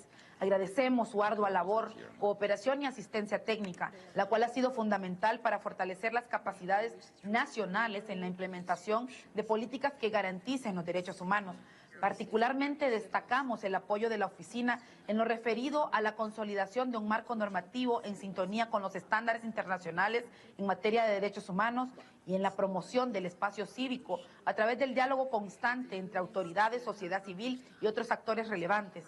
Con la firme voluntad política del gobierno de Honduras, se han logrado avances significativos en la esfera de los derechos humanos. Estos avances se centran especialmente en el fortalecimiento del Estado constitucional de derecho, en la reducción de la desigualdad social y económica como una prioridad de nuestro gobierno.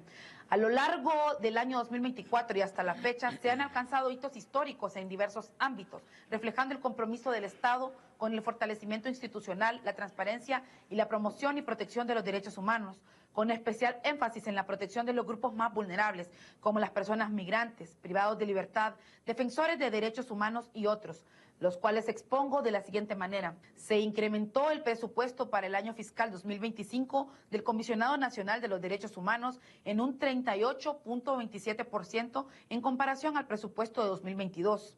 El crecimiento económico del 4%, siendo de los más altos en Centroamérica, y un aumento histórico del 34.2% del presupuesto para la inversión pública. inició la construcción de 8 nuevos hospitales con el objetivo principal de mejorar el acceso de la salud de toda la población en las distintas regiones del país.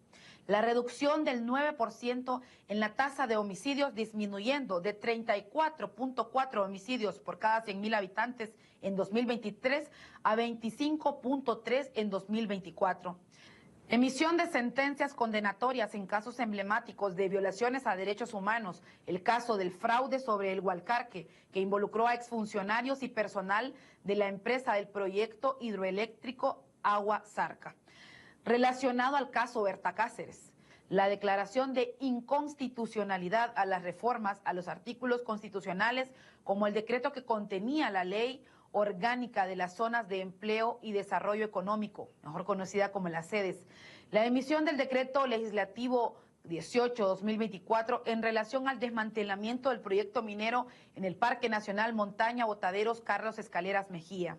La aprobación del Acuerdo Ejecutivo 14-2024 que crea la Estrategia Nacional de Restauración Forestal 2023-2030, la creación de una jurisdicción especial sobre tierras y territorio para abordar conflictos socioambientales, priorizando un enfoque de derechos humanos sobre un enfoque punitivo. La aprobación del Acuerdo Ejecutivo 004-2024 que autoriza a la Secretaría de Estado en el Despacho de Derechos Humanos para realizar compras y contrataciones directas para agilizar los procesos de mejora al funcionamiento del Sistema Nacional de Protección. La promoción de una ley para reformar los tipos penales y normas procesales utilizados frecuentemente para criminalizar a personas defensoras de derechos humanos. La aprobación de la ley Casa Refugio para víctimas de violencia de género y la aprobación del Acuerdo Ejecutivo 002-2024 que modificó la norma técnica para el manejo de la sangre y los componentes sanguíneos de 1999 que excluía en forma permanente la donación de sangre a personas homosexuales y bisexuales. Por lo antes expuesto, el Estado de Honduras reafirma su apertura al diálogo constructivo y a la cooperación internacional como pilares fundamentales para el fortalecimiento de los derechos humanos en el país. En este marco, reconoce nuevamente el rol de la Oficina del Alto Comisionado de las Naciones Unidas para los Derechos Humanos y su contribución en el acompañamiento técnico y el intercambio de buenas prácticas. Finalmente, con una visión orientada hacia el futuro y con la firme voluntad del actual gobierno, Honduras continuará promoviendo iniciativas que fortalezcan un entorno de respeto y plena garantía de los derechos humanos en estricto cumplimiento de sus compromisos tanto nacionales como internacionales. Muchas gracias. Merci. Je constate que la délégation de Nicaragua n'est pas présente dans la salle et je donne donc la parole à la distinguée représentante du Sri Lanka. Thank you, Mr. President. Mr. President, pursuant to a free, fair and peaceful election in keeping with our decades of democratic practice, President Anura Kumara Dissanayake was sworn in as the Executive President of Sri Lanka in September last year, followed by the election of a new parliament in November, enabling the government to move forward with a strengthened mandate. The Minister of Foreign Affairs, in his address to this Council last week, highlighted that Sri Lanka has embarked on a new path with a government built through the collective will of the people from the north, east, west, and south of the country. He highlighted the government's commitment towards a unified Sri Lankan nation that respects diversity and works towards removing all divisions. The government has prioritized economic growth, which is inclusive, where all citizens have enhanced economic opportunities. The rule of law, transparency, accountability, and reconciliation will prevail in order to ensure sustained economic growth and social well-being of the people. The government has committed to protect democracy and human rights of all citizens, including addressing past issues, ensure the related domestic processes to be credible and independent within the constitutional framework, and to examine carefully and expand the work of the proposed Truth and Reconciliation Commission to investigate acts of violence caused by racism and religious extremism. Economic priorities of the government include eradicating rural poverty, implementing the Clean Sri Lanka initiative to promote social, environmental and ethical revival, and establishing a robust digital economy to foster innovation and sustainable growth. The government is committed to ensuring assistance to all citizens affected by the conflict in consonance with its pledge to achieve sustainable peace, reconciliation and development in the conflict-affected areas. Mr. President, the work of the Office on Missing Persons continues with enhanced public trust and functional and financial independence. The OMP is collaborating with national, bilateral and international partners, including the ICRC and UN agencies, as well as local CSOs. Through a national-level steering committee, the OMP is working with government agencies and has a separate national CSO forum functioning at national as well as district level under government agents. The work of the Office for Reparations goes beyond monetary compensation to include livelihood and psychosocial support as collective reparation initiatives. The OR functions as an effective remedy to contribute to the promotion of reconciliation and for the well-being and security of all Sri Lankans. Following its establishment as an independent institution through an Act of Parliament in 2024, the Office for National Unity and Reconciliation has been further strengthened and conducts training programs to promote social cohesion, religious coexistence and conflict transformation workshops, providing opportunities for interfaith and intercultural dialogue, particularly among the youth. Reconciliation committees at grassroots level comprising clergy, women's groups, youth groups, government officials and civil society leaders are involved in these activities. Mr. President, national ownership with gradual reforms is the only practical way forward to transformative change. We regret the continuing inconsistent application of human rights principles through the work of the Council that has resulted in the erosion of trust in the human rights architecture, making countries less likely to respect the noble purposes for which the Human Rights Council was created. Sri Lanka has consistently spoken out against country-specific resolutions that do not have the concurrence of the country concerned. We have reiterated our rejection of resolutions 46/1, 51/1, and 57/1, and the external evidence gathering mechanism on Sri Lanka that has been set up using these divisive and intrusive resolutions. The external evidence gathering mechanism on Sri Lanka contradicts the Council's founding principles of impartiality, objectivity and non-selectivity. No sovereign country can accept the superimposition of an external mechanism that runs contrary to its constitution and which prejudges the commitment of its domestic legal processes. Serious concerns have been raised by a number of countries on the budgetary implications of this external mechanism. Sri Lanka is determined to deal with human rights challenges through domestic processes and will continue its constructive engagement with the Human Rights Council and regular human rights instruments in a spirit of cooperation and constructive dialogue.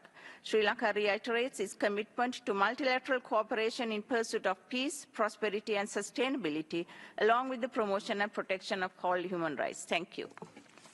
Merci. Excellences, distingués collègues, nous allons maintenant entamer le débat général sur le point 2 de l'agenda. Avant de commencer, je voudrais vous rappeler que toutes les demandes de droit de réponse relatives à des déclarations faites au cours du débat général seront traitées à la fin de celui-ci. Je rappelle également à tous les orateurs qu'ils doivent respecter le temps de parole qui leur est imparti, à savoir 2 minutes et 30 secondes pour les membres et 1 minute et 30 secondes pour les observateurs. Je vous remercie de votre compréhension et de votre coopération. Nous allons maintenant commencer par la liste des membres du Conseil. La liste des orateurs sera close dans 15 minutes et je donne la parole aux distingués représentants de la Jordanie au nom du groupe des pays arabes. شكرا السيد الرئيس. تؤكد المجموعة العربية على أهمية العمل الذي يقوم به المفوض السامي في سبيل حماية وتعزيز حقوق الإنسان، وتحث المجموعة المفوض السامي على تناول قضايا حقوق الإنسان في جميع الدول على قدم المساواة وفي إطار من الحيادية والموضوعية، أخذا في الاعتبار ما كشفه العدوان الإسرائيلي من ازدواجية المعايير الصارخة التي يتعامل بها المجتمع الدولي مع الأزمات العالمية.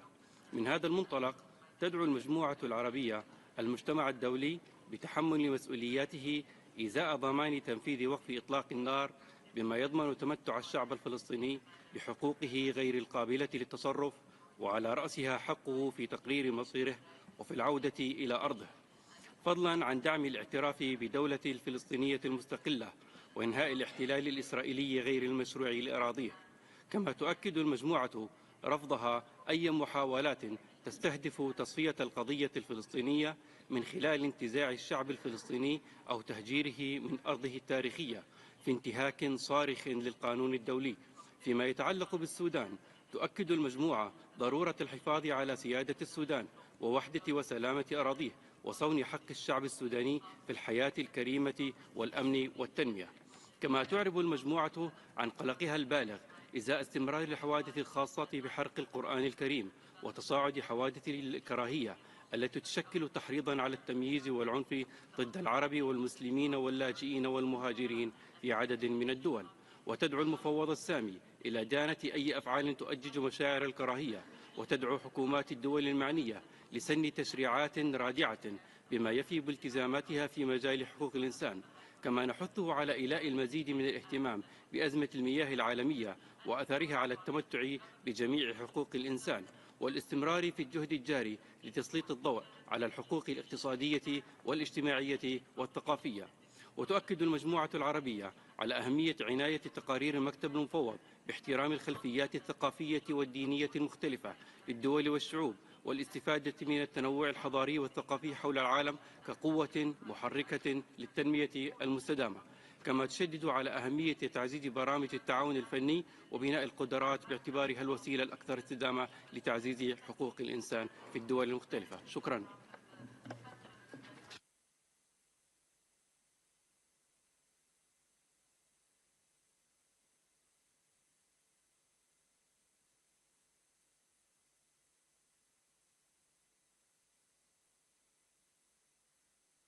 Thank you. I give the floor to the distinguished representative of Denmark on behalf of a group of countries. Mr. President, I have the honor to speak on behalf of 25 countries which are member states of the European Union. We refer to the EU statements during the interactive dialogues on Eritrea, Sudan, South Sudan, Nicaragua, Afghanistan and Myanmar, as well as the occupied Palestinian territory. 3 years since Russia launched its full-scale invasion of Ukraine, we continue to condemn the atrocities committed in Ukraine.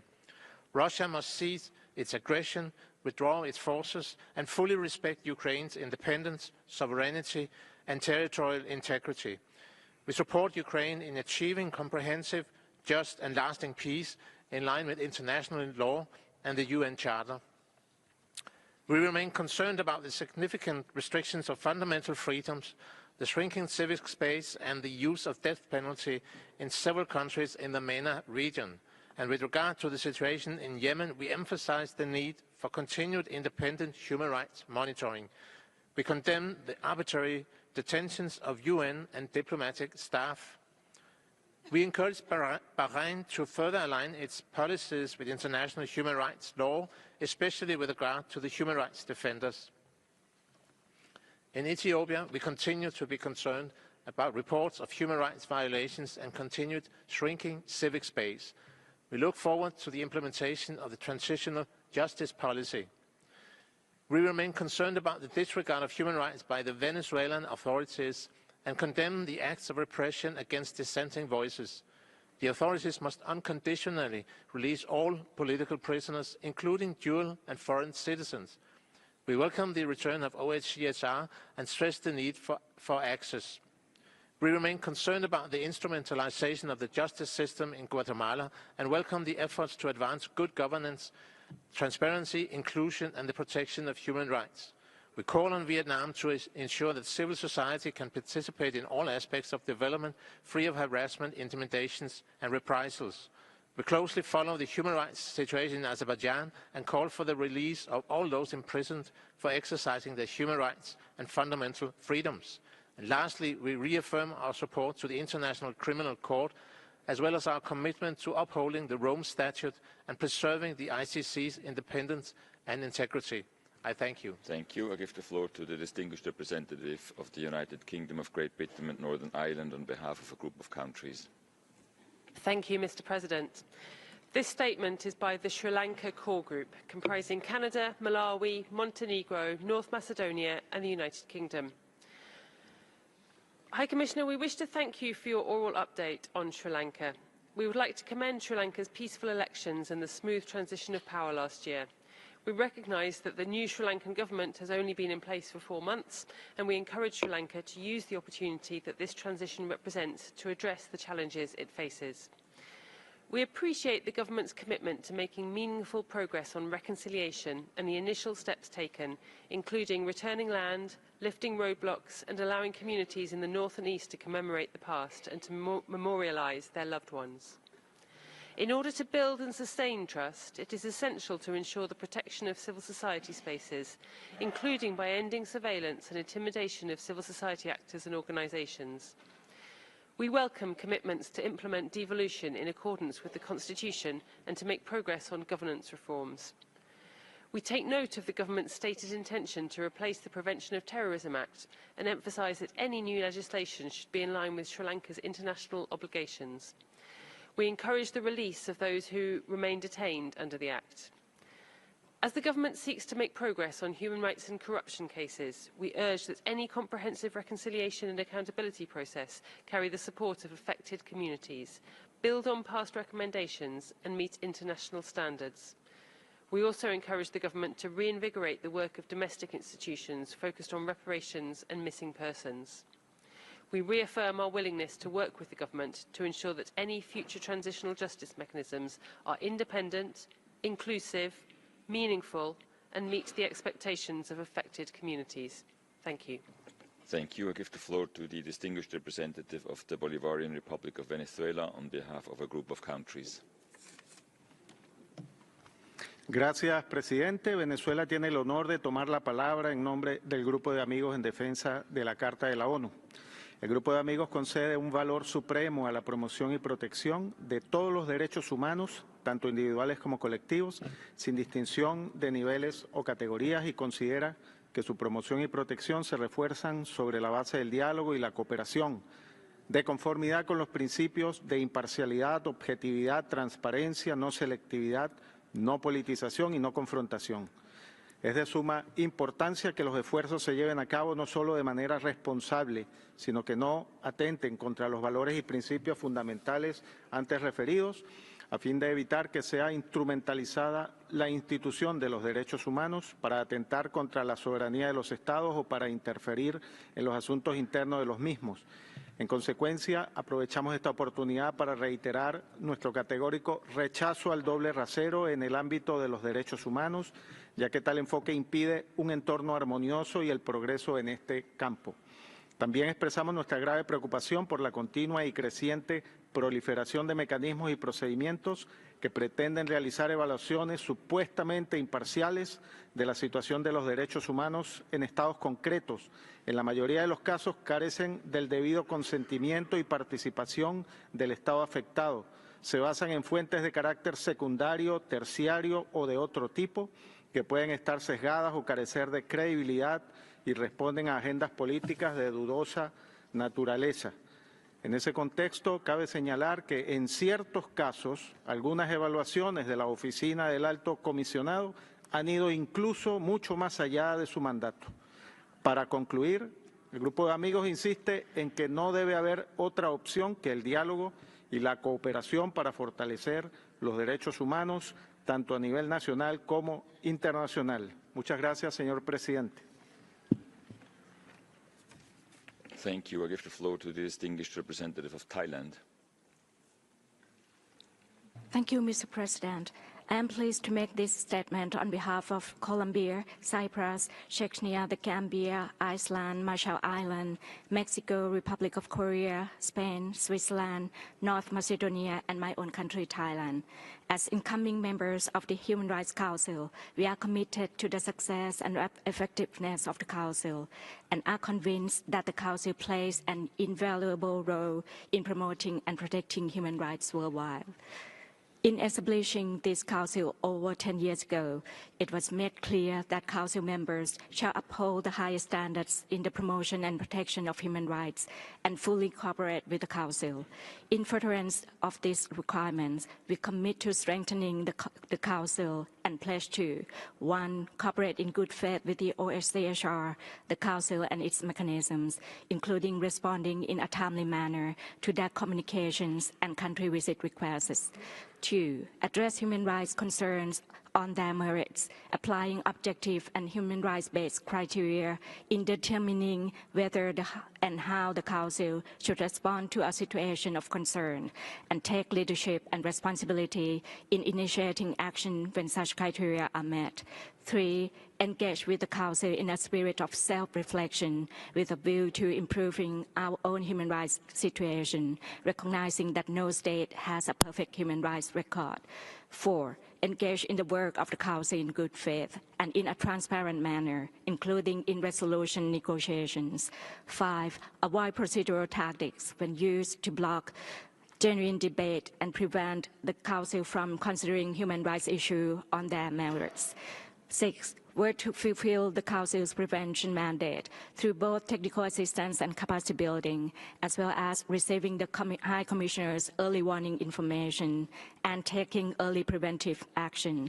7. Plan to make progress in the full realization of human rights at the national level, including through implementation of recommendations and resolutions of the Council and its mechanism. And 8. Work in cooperation with civil society in relation to our engagement with the Council, support their participation, strive to create a safe and enabling environment for them, and prevent and address acts of intimidation and reprisals. I thank you, Mr. President. Thank you. I give the floor to the distinguished representative of Uganda on behalf of the Movement of Non-Aligned Countries. Thank you, Mr. President. I have the honor to deliver this statement on behalf of the Non-Aligned Movement in NAM.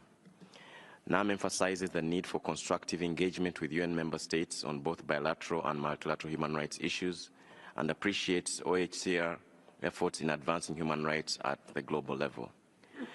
We are concerned about severe acts of multiple forms of discrimination in many regions, widespread violations of economic and social rights, and attacks motivated by stereotypes and hatred of many kinds. Therefore, the expectations of the UN member states from the work of the High Commissioner and his office are higher than ever. We implore the Office of the High Commissioner, in line with General Assembly Resolution 48-141, to strictly uphold in its activities the UN Charter and the Universal Declaration of Human Rights, to respect sovereignty, territorial integrity, and domestic jurisdiction of states, and emphasize the universality and indivisibility of human rights. Furthermore, the NAM reaffirms its position on the need to respect the right of all those to choose values and principles appropriate to their people for the protection and promotion of human rights, and the rejection of attempts to impose their values and cultures under the pretext of the universality of human rights. We welcome the ceasefire in Gaza and emphasize the need to sustain it to enable lasting peace and stability in the state of Palestine. In the same vein, we call for all necessary support towards reconstruction of the destroyed infrastructure in Gaza. We reject any proposal to forcibly displace or relocate the people of Palestine, as it is tantamount to ethnic cleansing contrary to international law, including international human rights law and international humanitarian law. We re-emphasize the call upon all states and this Council to respect the ICJ's advisory opinion in Israel's illegal occupation of Palestine. The NAM recognizes the importance of the role of the Office of the High Commissioner for Human Rights in addressing the challenges arising from unilateral coercive measures and their negative impact on the human rights of peoples and individuals who wish to realize their economic and social rights, including the right to development. Finally, the movement reaffirms its commitment to constructively work with the Office of the High Commissioner, strengthen the credibility of the human rights mechanisms, and to build an international order based on inclusion, mutual understanding, and respect for cultural diversity. I thank you. Thank you. I want to inform you that the speakers list is now closed, and I give the floor to Yemen on behalf of a group of countries by video.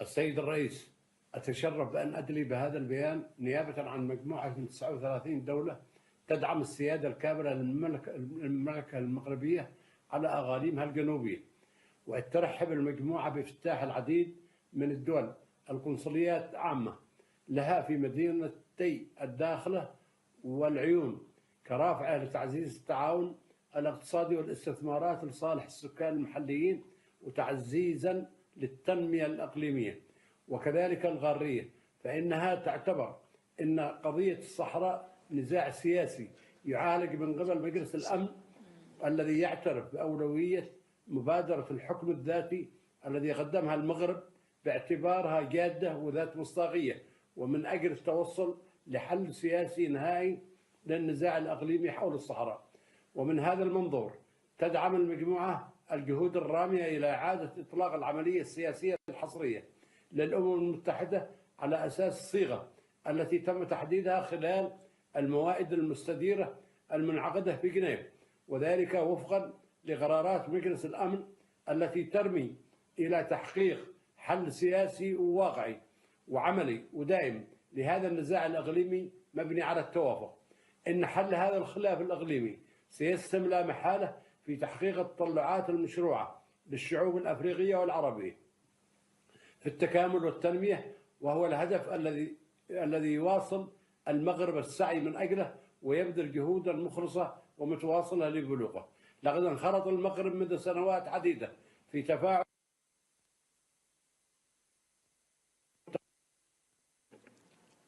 Ambassador, we were not able to translate it because the sound quality of the video is very bad. I don't see you right now, but I saw you in the meeting room before. Are you ready to read the statement in the room?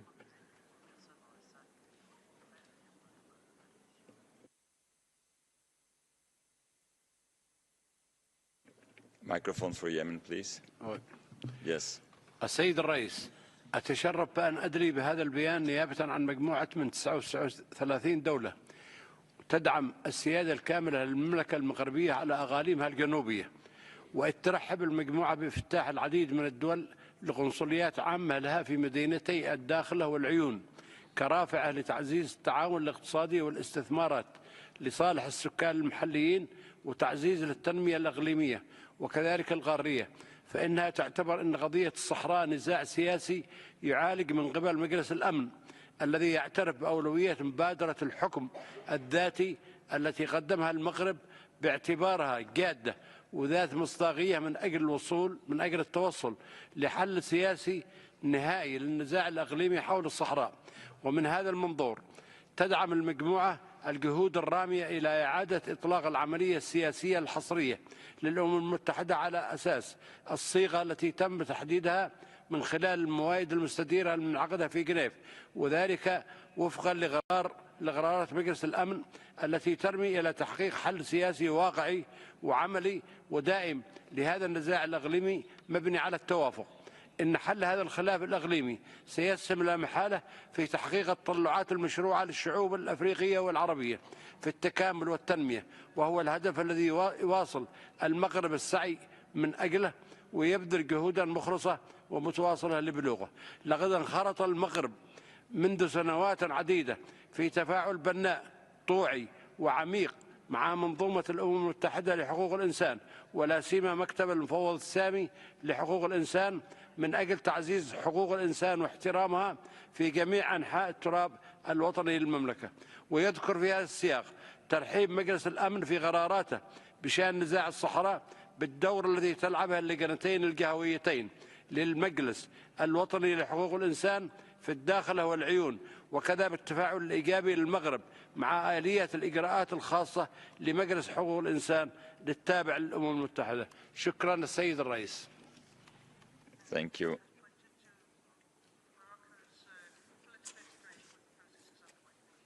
Thank you. Apologies for the difficulties again. I give the floor to the distinguished representative of Pakistan on behalf of the Organization of Islamic Cooperation. Thank you, Mr. President. The OIC thanks the High Commissioner for his oral update, and we echo his concerns regarding the dwindling respect for international law and the multilateral institutions. Despite the UN system's shortcomings, it is now ever more pertinent to buttress our efforts to strengthen it. We agree with the High Commissioner that lack of accountability and impunity is a recipe for disaster.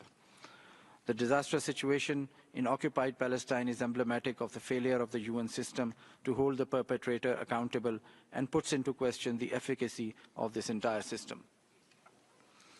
As the ceasefire has taken effect, as tenuous as it may be, it is high time for the international community to step up its efforts to help and support the Palestinians in the wake of the unspeakable brutalities endured by them. While the OIC has and will continue to condemn in the strongest terms all crimes committed by the Israeli occupation forces, we underline that any further steps taken in this context must be in line with the international law and the just aspirations of the Palestinian people. We reiterate our call for the implementation of ICJ's judgments and remind all states of their responsibilities in this context. Mr. President, the human rights situation in occupied Jammu and Kashmir remains a matter of deep anguish. We urge India to comply with the applicable UNHRC resolutions and implement recommendations addressed to it in the 2 Kashmir reports by OHCHR, which need to be updated.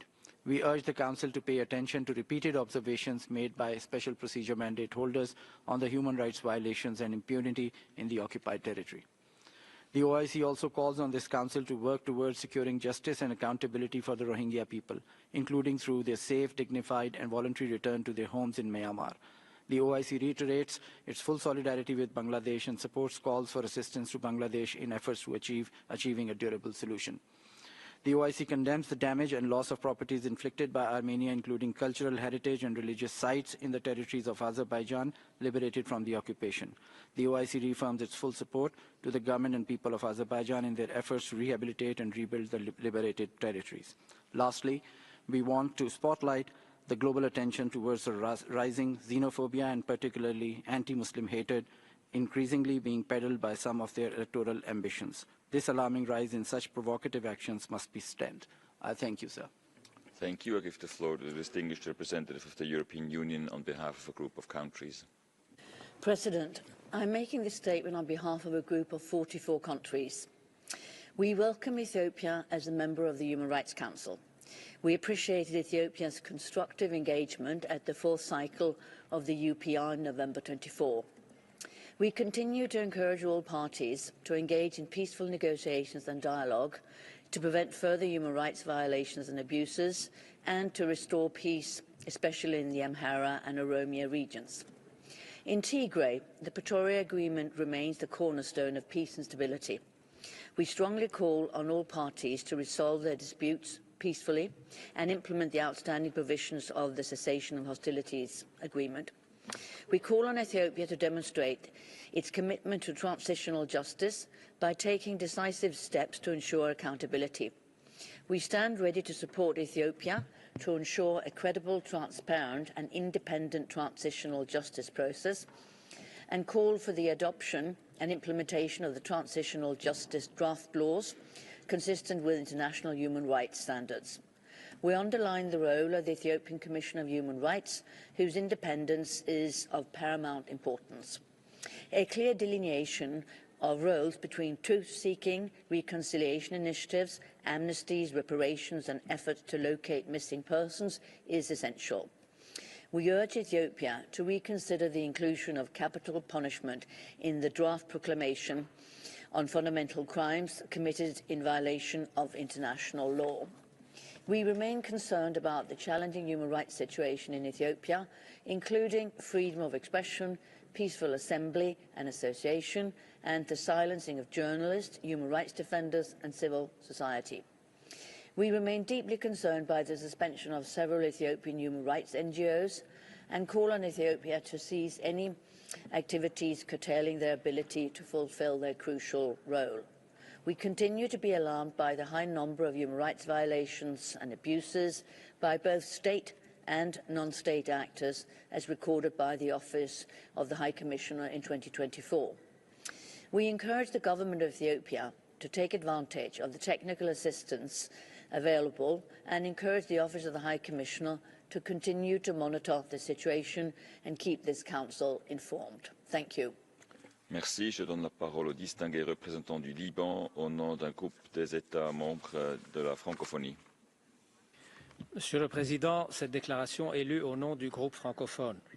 Ces dernières semaines, des voix et initiatives se sont fait jour au sein de l'espace public mondial pour discréditer le droit international et les institutions multilatérales, mettant à mal l'approche volontariste prévalant depuis la création des Nations Unies à la suite de la Seconde Guerre mondiale, conflit le plus meurtrier de l'histoire. Dans cette période charnière pour l'avenir de l'humanité, nous nous alarmons de gestes irréversibles qui remettent en cause certains circuits cruciaux pour la sécurité globale, la solidarité humanitaire, la santé mondiale, la coopération technique et scientifique ou la lutte contre le réchauffement climatique. Ce sont des dizaines de millions de femmes, hommes et enfants qui se trouvent menacés, fragilisés, parfois condamnés. Ce sont aussi nos valeurs communes qui sont attaquées, dont la Déclaration universelle des droits de l'homme ainsi que la Charte des Nations unies. Nous tenons à affirmer solennellement notre attachement aux droits fondamentaux tels que portés par la Déclaration universelle des droits de l'homme et notre volonté de poursuivre la construction d'un multilatéralisme respectueux du dialogue de chaque nation et considéré à égalité de toutes les populations dans leur pluralité sociale, culturelle et linguistique. À travers toute sa diversité, notre groupe mesure le rôle essentiel de l'interdépendance et du respect dans les relations entre les peuples et appelle à la vigilance face aux périls incommensurables auxquels conduira inévitablement la dégradation du système multilatéral. Appelle les autres groupes régionaux et interrégionaux à unir nos voix pour rappeler notre attachement commun aux droits fondamentaux, socle du multilatéralisme. Et enfin, salue l'action de l'ONU et du Haut Commissariat aux droits de l'homme et les encourage à poursuivre sans relâche leurs efforts au service de la dignité humaine et d'un monde préservé des fléaux du passé. Je vous remercie, Monsieur le Président. Merci. I give the floor to the distinguished representative of Eritrea on behalf of a group of countries. Thank you, Mr. President. We are delivering this statement on behalf of a group of like-minded countries. We remain committed to supporting the important work of the Human Rights Council and the ongoing efforts to promote universal respect for all human rights for all. As the Council nears its 19th year since succeeding the Human Rights Commission, we are reminded of its mandate to address past shortcomings, uphold human rights, and promote justice, dignity, and equality, guided by universality, impartiality, objectivity, and non-selectivity, free from double standards and politicization. It should maintain its role as a platform for constructive dialogue and international cooperation to protect and enhance human rights.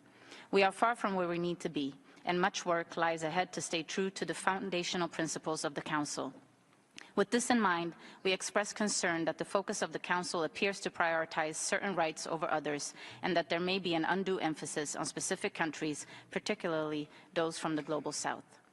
We respectfully urge the Council to continue to fulfill its mandate by promoting universal respect for all human rights in full alignment with the purposes and principles outlined in the UN Charter and related resolutions.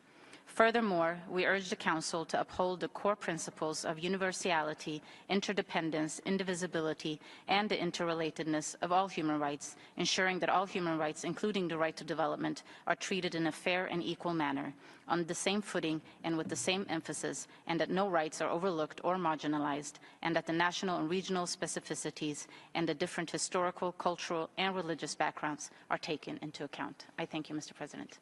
Thank you. I give the floor to the distinguished representative of the United Republic of Tanzania on behalf of a group of countries. Mr. President, I have the honor to deliver this statement on behalf of the Geneva Support Group of Western Sahara. The group continues to be extremely concerned with the continued denial of the right to self-determination for the people of Western Sahara, placed under partial occupation by Morocco since 1975, despite the United Nations General Assembly repeated calls since 1965 until today. The denial of this right constitutes a grave violation of human rights, and the international community must bear its responsibility for those people still living under colonial or alien domination or foreign occupation. For the 9th consecutive year, the Office of the United Nations High Commissioner for Human Rights has been denied access to Western Sahara. As highlighted by the UN Secretary General in his report to the UN Security Council of October 2024, this is despite multiple official requests and despite the Security Council in its Resolution 2703 of 2023, urging enhanced cooperation, including through facilitating such visits. Adding to this human rights crisis is the exclusion of international organizations and observers from the region, coupled with the continued repression and targeting of local defenders attempting to document and monitor the situation in the absence of international oversight. Established to oversee the promised referendum, MINURSO is the only UN mission without a mandate to report on human rights. In October 2024, the Court of Justice of the European Union affirmatively confirmed the annulment of the EU-Morocco agreements, which illegally included Western Sahara. Morocco's exploitation of resources in Western Sahara directly violates the Sahrawi people's right of self-determination. Mr. President, we call on all states to strengthen and uphold international legality by promoting multilateralism and respect for international law as the only guarantee of peace and international justice. We warn against any unilateral decisions in which recognizes an illegal situation resulting from the breach of the right to self-determination. Whilst breaching international law, such steps only serve to delay a peaceful resolution to the conflict. I thank you. Merci. Je donne la parole au distingué représentant de la Suisse. Monsieur le Président, la Suisse remercie le haut-commissaire pour ses activités durant la période en question. Face à des développements préoccupants en Algérie, la Suisse appelle les autorités à garantir et protéger le droit à la liberté d'expression de la presse. Il est nécessaire d'abroger les dispositions légales qui permettent des sanctions discrétionnaires, comme le recommande notamment la rapporteure spéciale sur la situation des défenseurs des droits de l'homme. La Suisse est préoccupée par les restrictions persistantes au droit à la liberté de réunion, d'association pacifique et d'expression au Tadjikistan. Les récentes mesures législatives et administratives imposent des exigences élevées qui entravent la capacité de la société civile, en particulier les ONG, à fonctionner librement. La Suisse appelle le Tadjikistan à respecter ses engagements internationaux et à garantir un espace d'expression libre pour la société civile, les médias et le grand public. La Suisse salue la collaboration du gouvernement intérimaire du Bangladesh avec le Bureau du Haut-Commissariat aux droits de l'homme pour garantir la reddition des comptes des violations des droits de l'homme, notamment ceux commises entre le 1er juillet et le 15 août 2024, dans l'optique d'une réconciliation durable au Bangladesh, et souligne l'importance d'adopter une approche inclusive, durable et centrée sur les victimes dans le cadre de la justice transitionnelle. La répression croissante des journalistes et des acteurs de la société civile en Azerbaïdjan est alarmante, notamment dans le contexte de la 29e conférence des Nations Unies sur les changements climatiques. Nous demandons aux autorités de libérer immédiatement toutes les personnes détenues arbitrairement et de garantir la liberté et protection des médias indépendants. Aux États-Unis, la Suisse exprime sa vive préoccupation face à l'ordre exécutif du 20 janvier qui prévoit un renforcement de la peine de mort au niveau fédéral et des États. La peine de mort va à l'encontre des droits de l'homme et de la dignité humaine en enfreignant, entre autres, le droit fondamental à la vie. À ce jour, il n'est pas démontré que la peine de mort ait un effet dissuasif sur la criminalité par rapport à d'autres peines de prison sévères. La Suisse réitère son opposition absolue à la peine de mort en tout lieu. I give the floor to the distinguished representative of Qatar.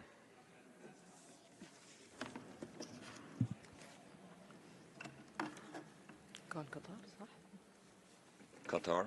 سيد الرئيس، إن ما خلفه العدوان الإسرائيلي الأخير على قطاع غزة من جرائم إبادة وانتهاكات جسيمة لم تشهد له البشرية مثيلا في التاريخ القريب، وستستمر أثاره وتداعياته الكارثية إلى أمد غير معلوم.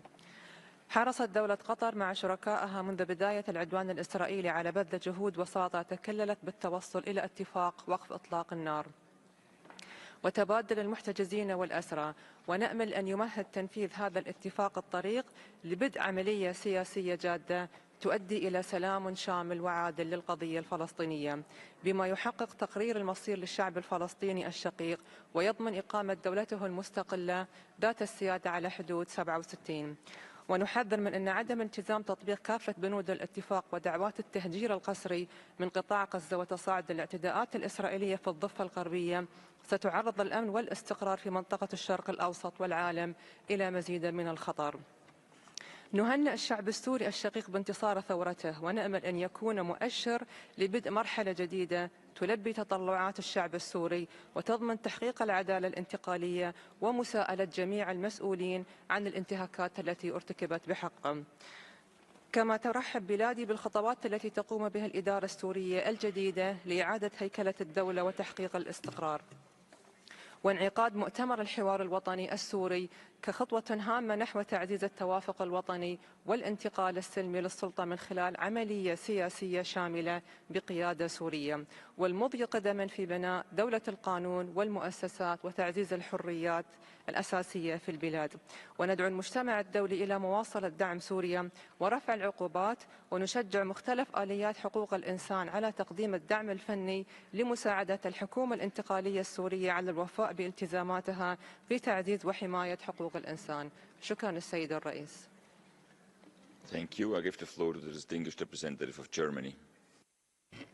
Thank you, Mr. President. Germany thanks the High Commissioner for his update.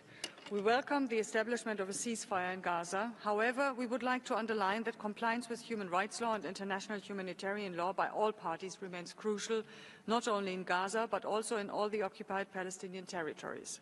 A negotiated two-state solution remains the only solution which will enable both Palestinians and Israelis to live in peace, security and dignity. We continue to condemn Russia's war of aggression against Ukraine in the strongest possible terms. Let me be very clear.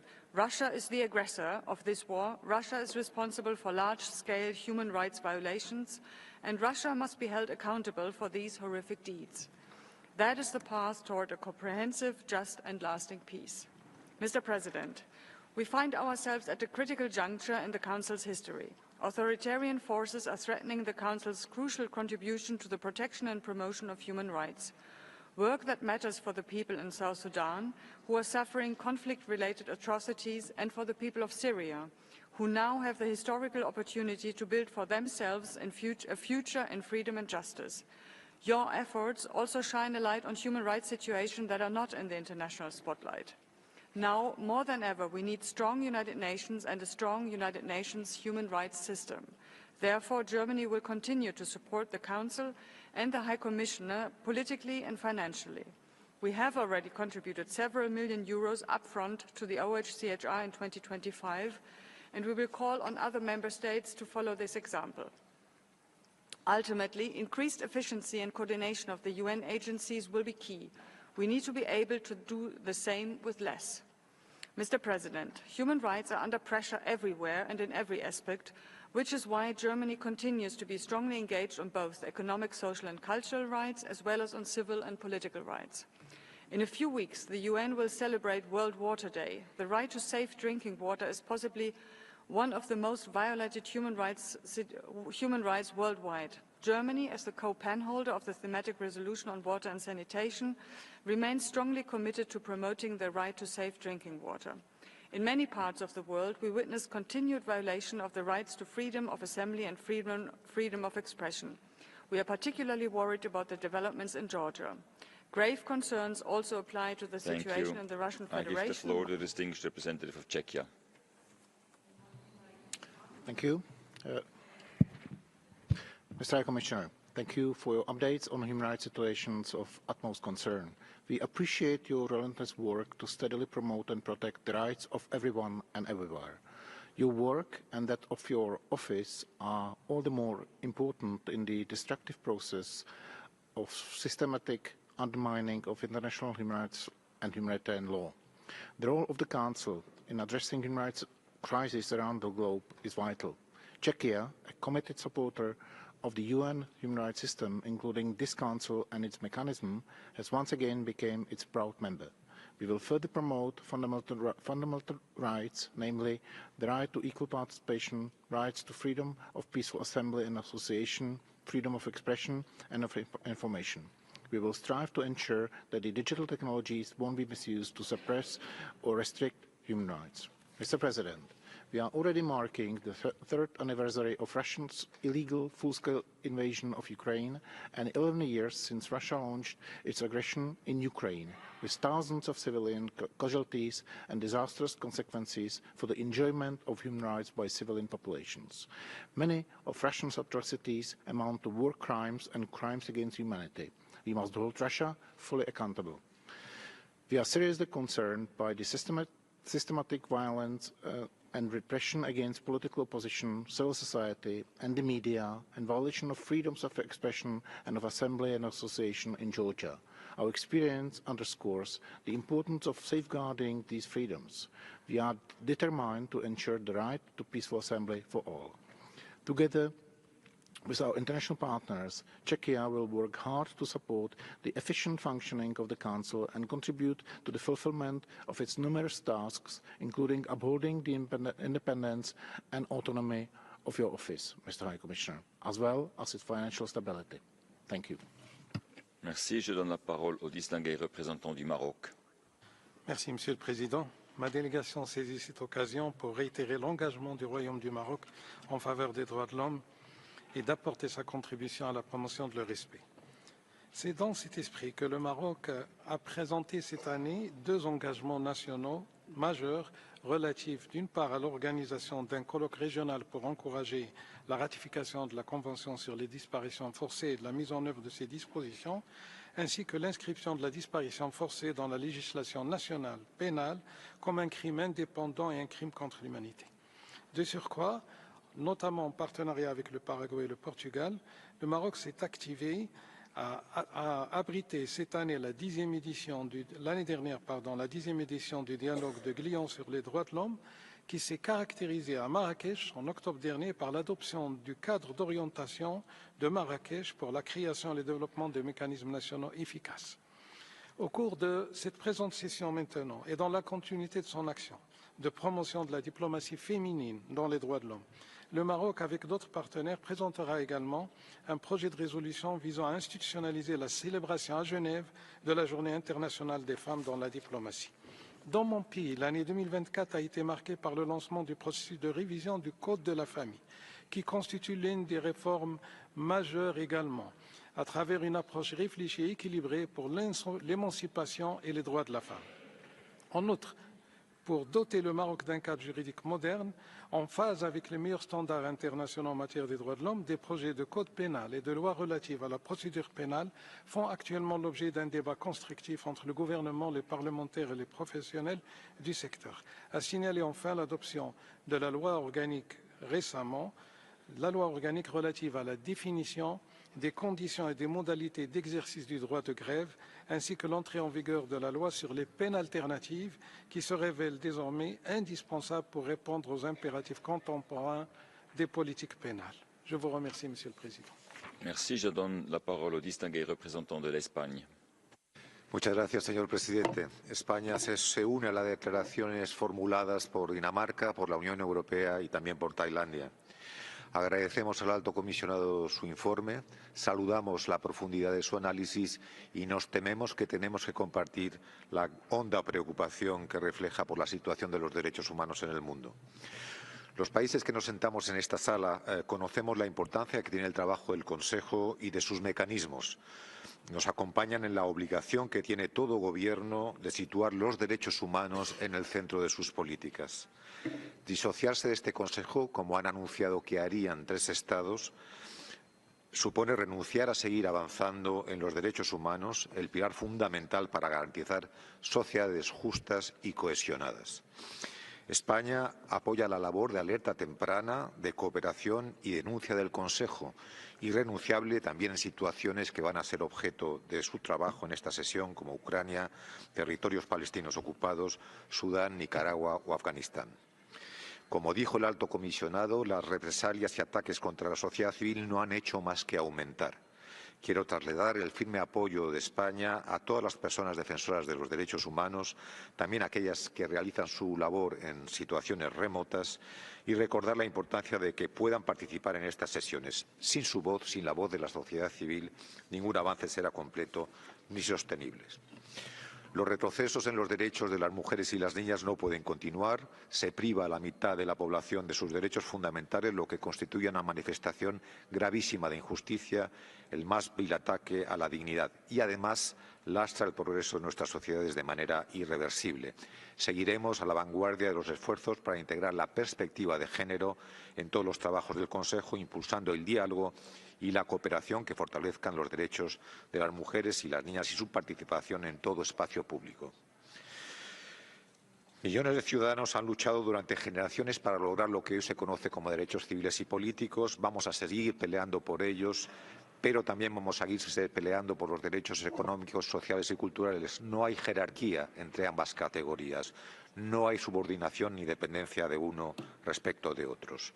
Estamos convencidos de que la labor de la Oficina del Alto Comisionado, su independencia e integridad de su mandato son imprescindibles. Muchas gracias, señor presidente. Merci. Je donne la parole au distingué représentant du Costa Rica.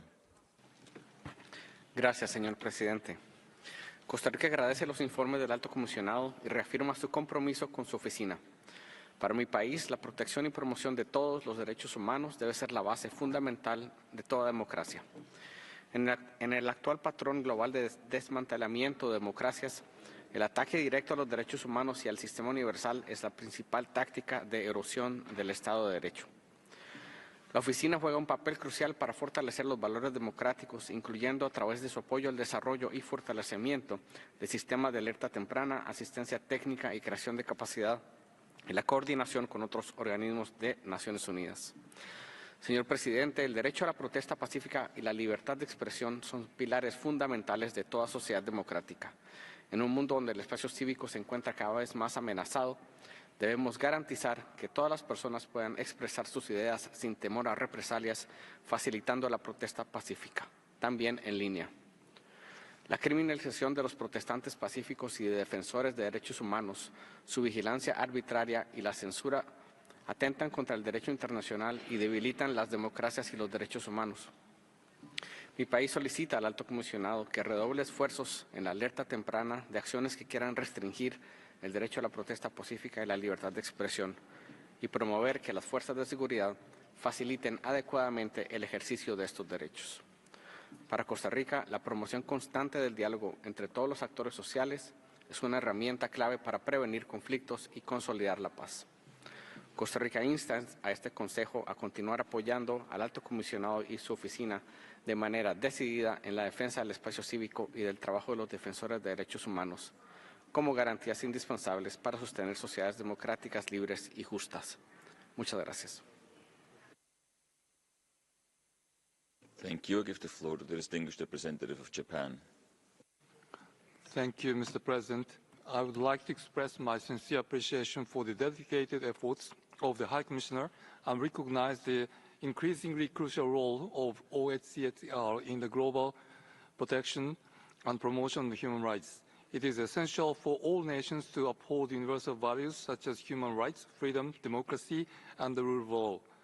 As a member of the Human Rights Council, Japan is committed to enhancing its cooperation with UNHRC and further contributing to the presentation of the international order based on the rule of law. We need to firmly speak out against serious human rights violations. It is vital to strengthen bilateral dialogue and cooperation to support and encourage countries that are making efforts to promote and protect human rights and democracy. As an example of such dialogue and cooperation, we welcome the steps taken by the new government of Sri Lanka towards national reconciliation, including the development of an open domestic mechanism by strengthening its truth and reconciliation framework, and its active engagement to develop infrastructure and livelihoods in the northern and eastern provinces. We also recognize the efforts of the government of Sri Lanka to implement social protection measures to compensate for the cumulative impacts of the economic crisis, associated austerity measures that have affected socio-economically vulnerable communities. Japan will continue to support Sri Lanka's own initiative to improve its human rights situation in a concrete and tangible manner, and to further promote confidence-building measures that contribute to national reconciliation. Mr. President, we regret the recent deportation of Uyghurs from Thailand to China. We emphasize that those deported Uyghurs have to be able to receive fair and humane treatment in China, and that human rights must be protected. We remain steadfast in our commitment to working with the international community and civil society to promote and protect human rights, guided by the principle of human security and the concept of leaving no one behind. I thank you. Thank you. I give the floor to the distinguished representative of Mexico. Gracias, señor presidente. Agradezco al alto comisionado por la actualización oral que nos presentó esta mañana. Tal como se desprende de su intervención, estamos enfrentando una situación sin precedentes a nivel global, donde se combina un recrudecimiento de la violencia armada y las violaciones a los derechos humanos con un ataque a las instituciones multilaterales encargadas de promover y defender los derechos humanos. En este contexto, lamentamos que varios países hayan decidido salirse del Consejo de Derechos Humanos, dándole así la espalda a un espacio de diálogo abierto y transparente. México fue uno de los países que impulsó la creación del Consejo y que ha contribuido significativamente a su fortalecimiento en los últimos 20 años. Por ello, hoy reafirmamos nuestro compromiso con este órgano esencial de las Naciones Unidas. Reiteramos también nuestro respaldo a la Oficina del Alto Comisionado para continuar promoviendo los derechos humanos y proteger los avances que hemos logrado. Agradecemos especialmente el apoyo que brindan sus oficinas en el terreno. Instamos a los Estados, los organismos internacionales, las organizaciones de la sociedad civil, la academia y el sector privado a alzar la voz en defensa de los derechos humanos y a buscar nuevos espacios de cooperación y financiamiento para que esta agenda común siga su camino en beneficio de todas las personas.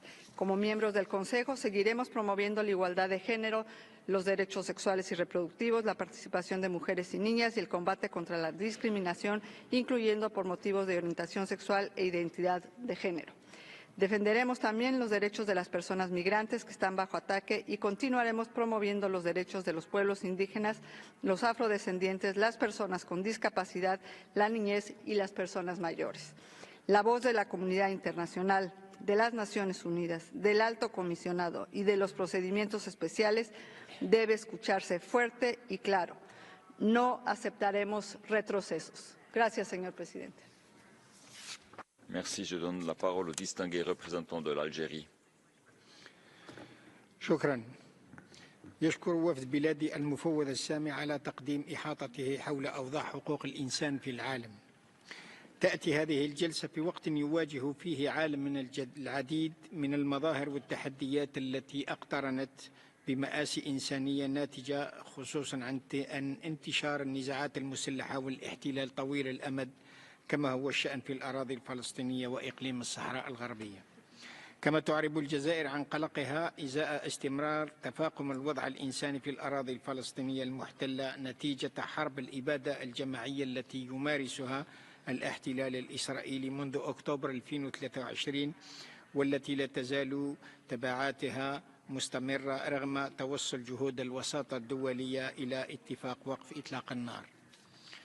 ولا يزال وفد بلادي يشعر بقلق بالغ إزاء الانتهاكات الممنهجة لحقوق الإنسان وانتهاكات القانون الدولي الإنساني في إقليم الصحراء الغربية المحتل، ويدعو إلى مراقبة وتوثيق الانتهاكات هذه كلها، ويحث المفوض السامي على إرسال بعثة لتقصي الحقائق إلى المنطقة وتقديم تقرير موسع إلى المجلس بشأنها. السيد الرئيس، تؤمن الجزائر بالعمل المتعدد الأطراف وتدعمه في جميع الهيئات الدولية والإقليمية بما فيها العاملة في مجال حقوق الإنسان.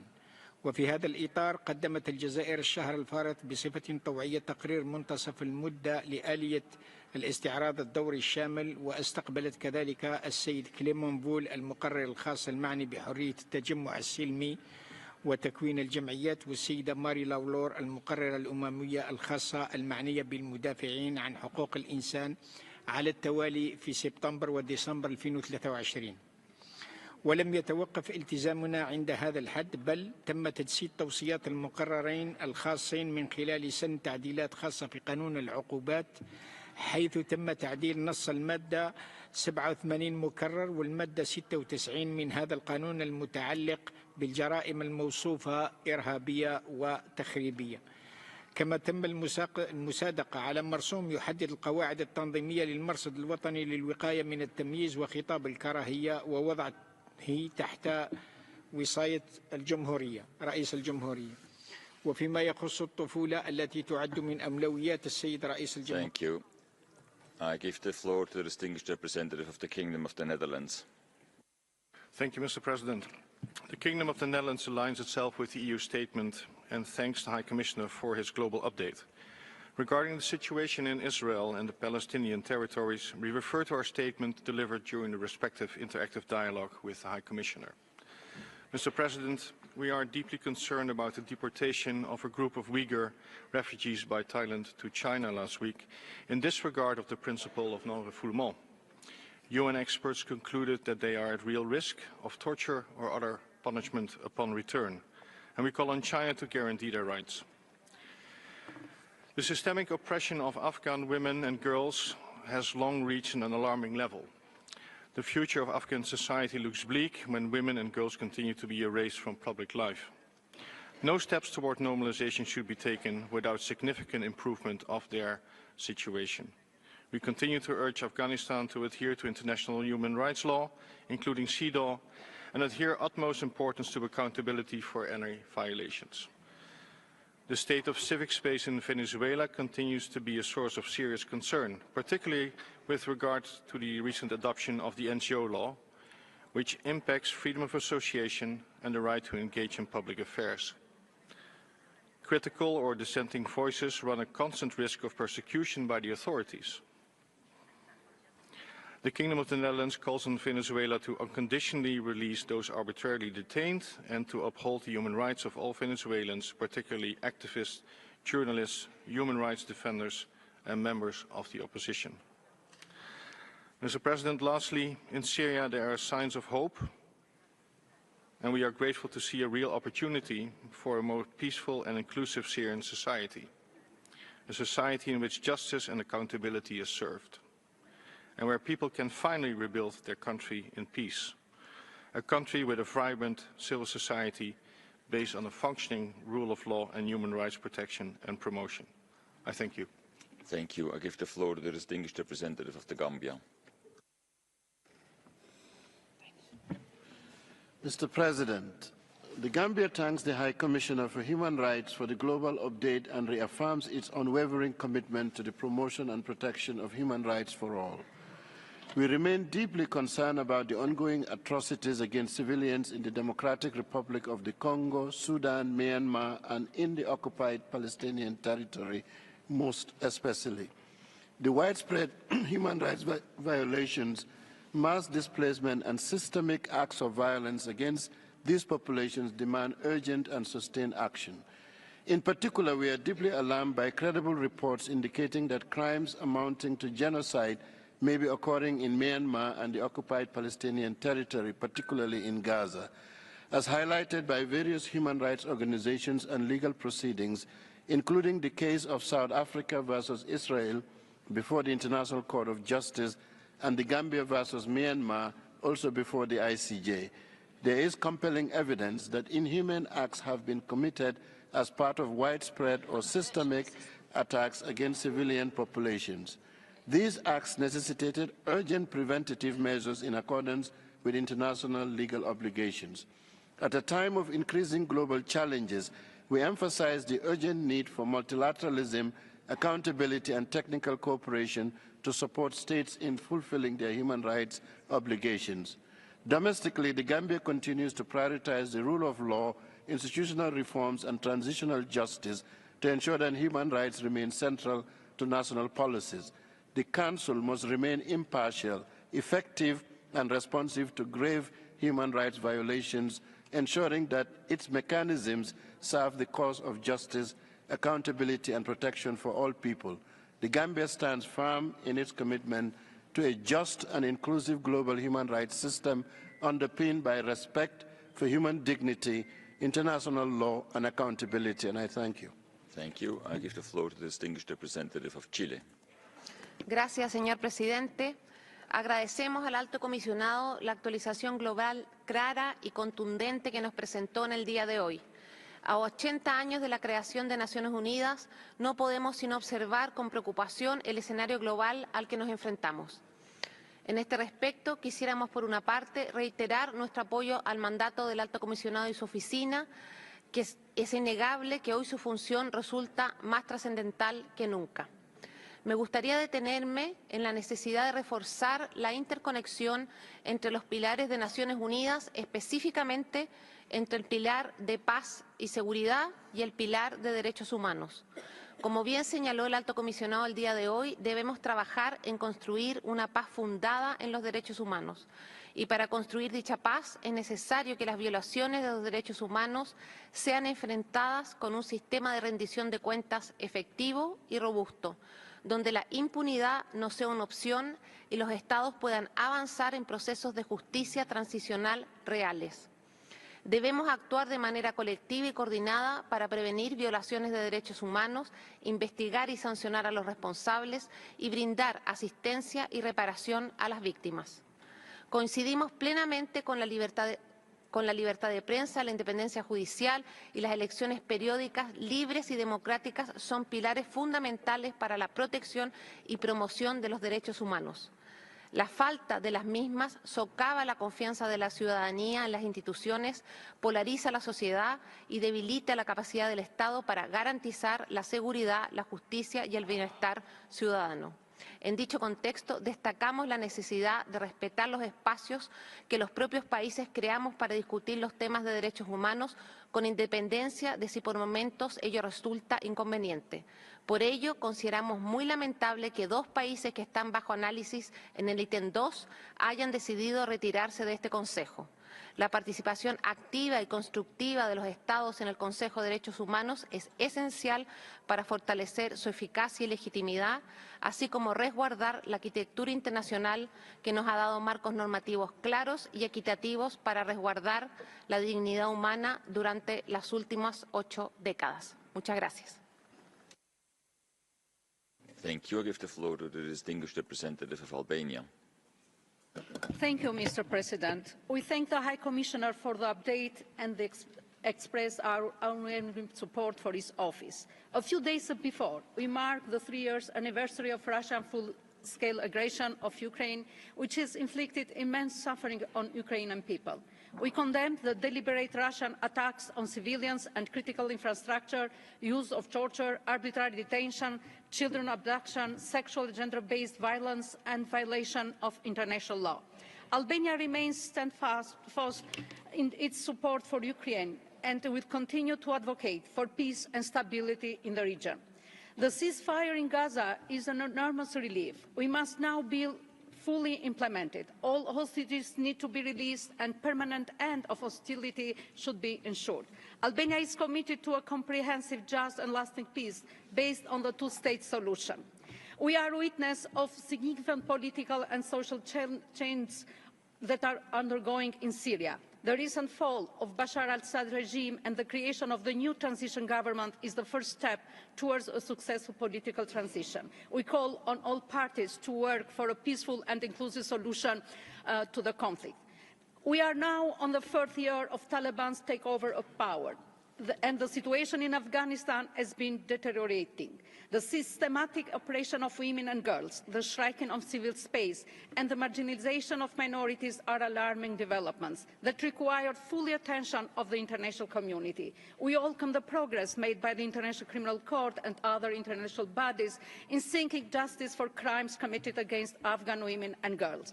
In Sudan, the humanitarian crisis has worsened, with millions displaced and in urgent need of aid. In Yemen, the ongoing conflict has led to one of the world's worst humanitarian crises. In Myanmar, the persecution of Rohingya people remains a grave concern, with ongoing reports of violence and displacement. Albania reaffirms its unwavering commitment to the universal respect, protection and fulfillment of human rights for everyone. We will work tirelessly to combat all forms of discrimination, to end impunity and to ensure accountability for all violations of human rights throughout all the world. I thank you. Merci. Je donne la parole au distingué représentant de la Belgique.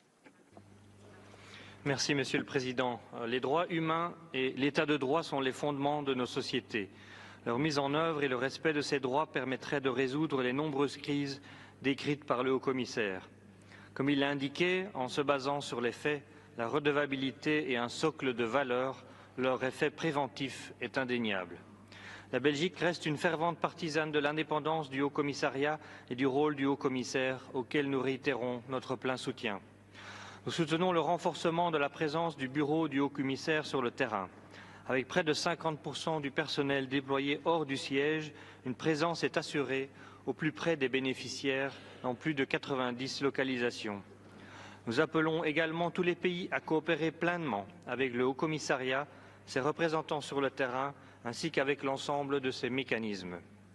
Monsieur le Président, nous remercions le Haut-Commissariat pour la mise à jour sur le Guatemala, le Honduras et la Colombie.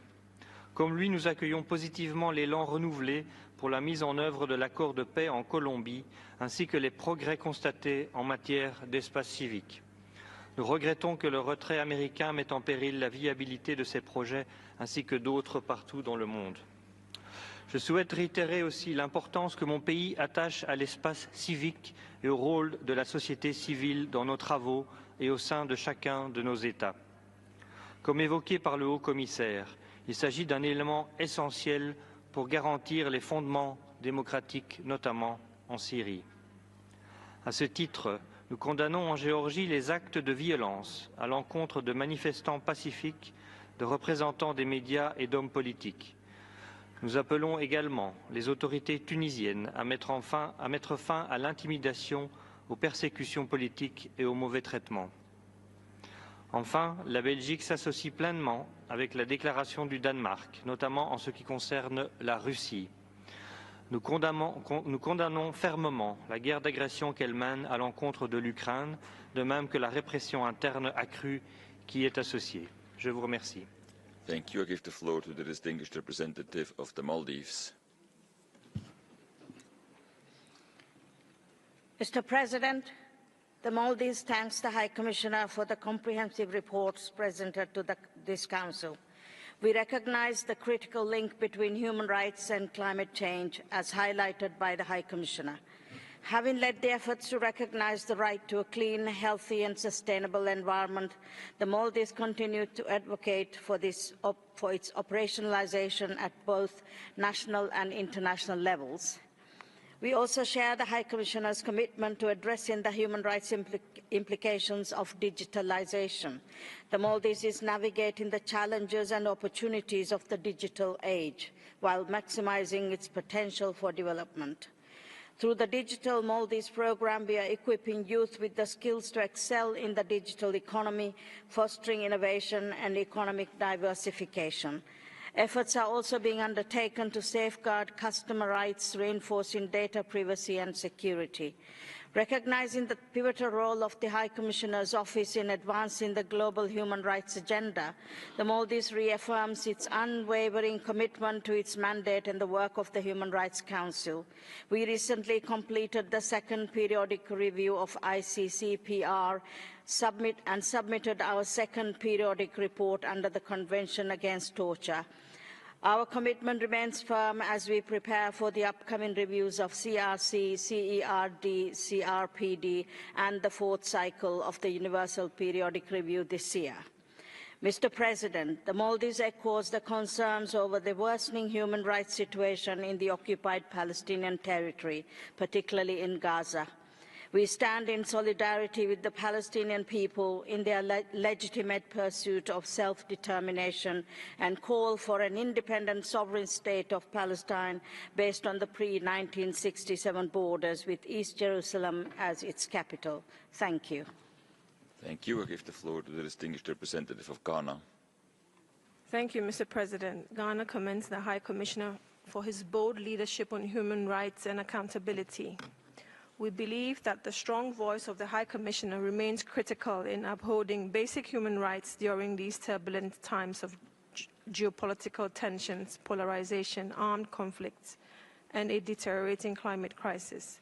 At this pivotal time, where many countries are exposed to heightened states of fragility, it is important for international cooperation to be deepened in support of efforts to address the widening inequalities which continue to deny many people access to education, health, decent employment, and justice. Mr. President, Ghana attaches great importance to her obligations under the Charter of the United Nations and other international treaties. To demonstrate this commitment, successive Ghanaian governments have initiated and implemented policies that uphold international human rights, both at home and abroad. We are therefore concerned about the erosion of individual liberties and violations of human rights in many places across the globe. It is regrettable that these human rights abuses affect mainly civilians with negative impacts on the vulnerable in society, particularly women, children, the aged, and persons with disability. Ghana calls on all governments to act in conformity with universally recognized human rights to demonstrate their commitment to international law. We also call upon all states to uphold multilateralism, solidarity, and genuine collaboration to promote and protect human rights. We recognize that every state has the sovereign right to determine its own development priorities in a manner that ensures its stability and progress. In this regard, Ghana reaffirms her support for the One China policy and is following with keen interest the socioeconomic developments, stability, ethnic solidarity, and religious harmony being promoted and enjoyed by the people of Xinjiang and Tibet. The human rights agenda can be strengthened if we prioritize constructive dialogue and cooperation. No one benefits when human rights are politicized or used as a weapon to undermine the sovereignty of any state. I thank you. Merci. Ceci était la dernière intervention qu'il nous est possible d'écouter pendant cette réunion. Excellences, distingués collègues, ceci nous amène à la fin de cette réunion. Nous nous retrouvons cet après-midi à 14h30 pour poursuivre notre débat général sous le point 2. Je déclare close la 12e réunion de la 58e session du Conseil des droits de l'homme. Merci.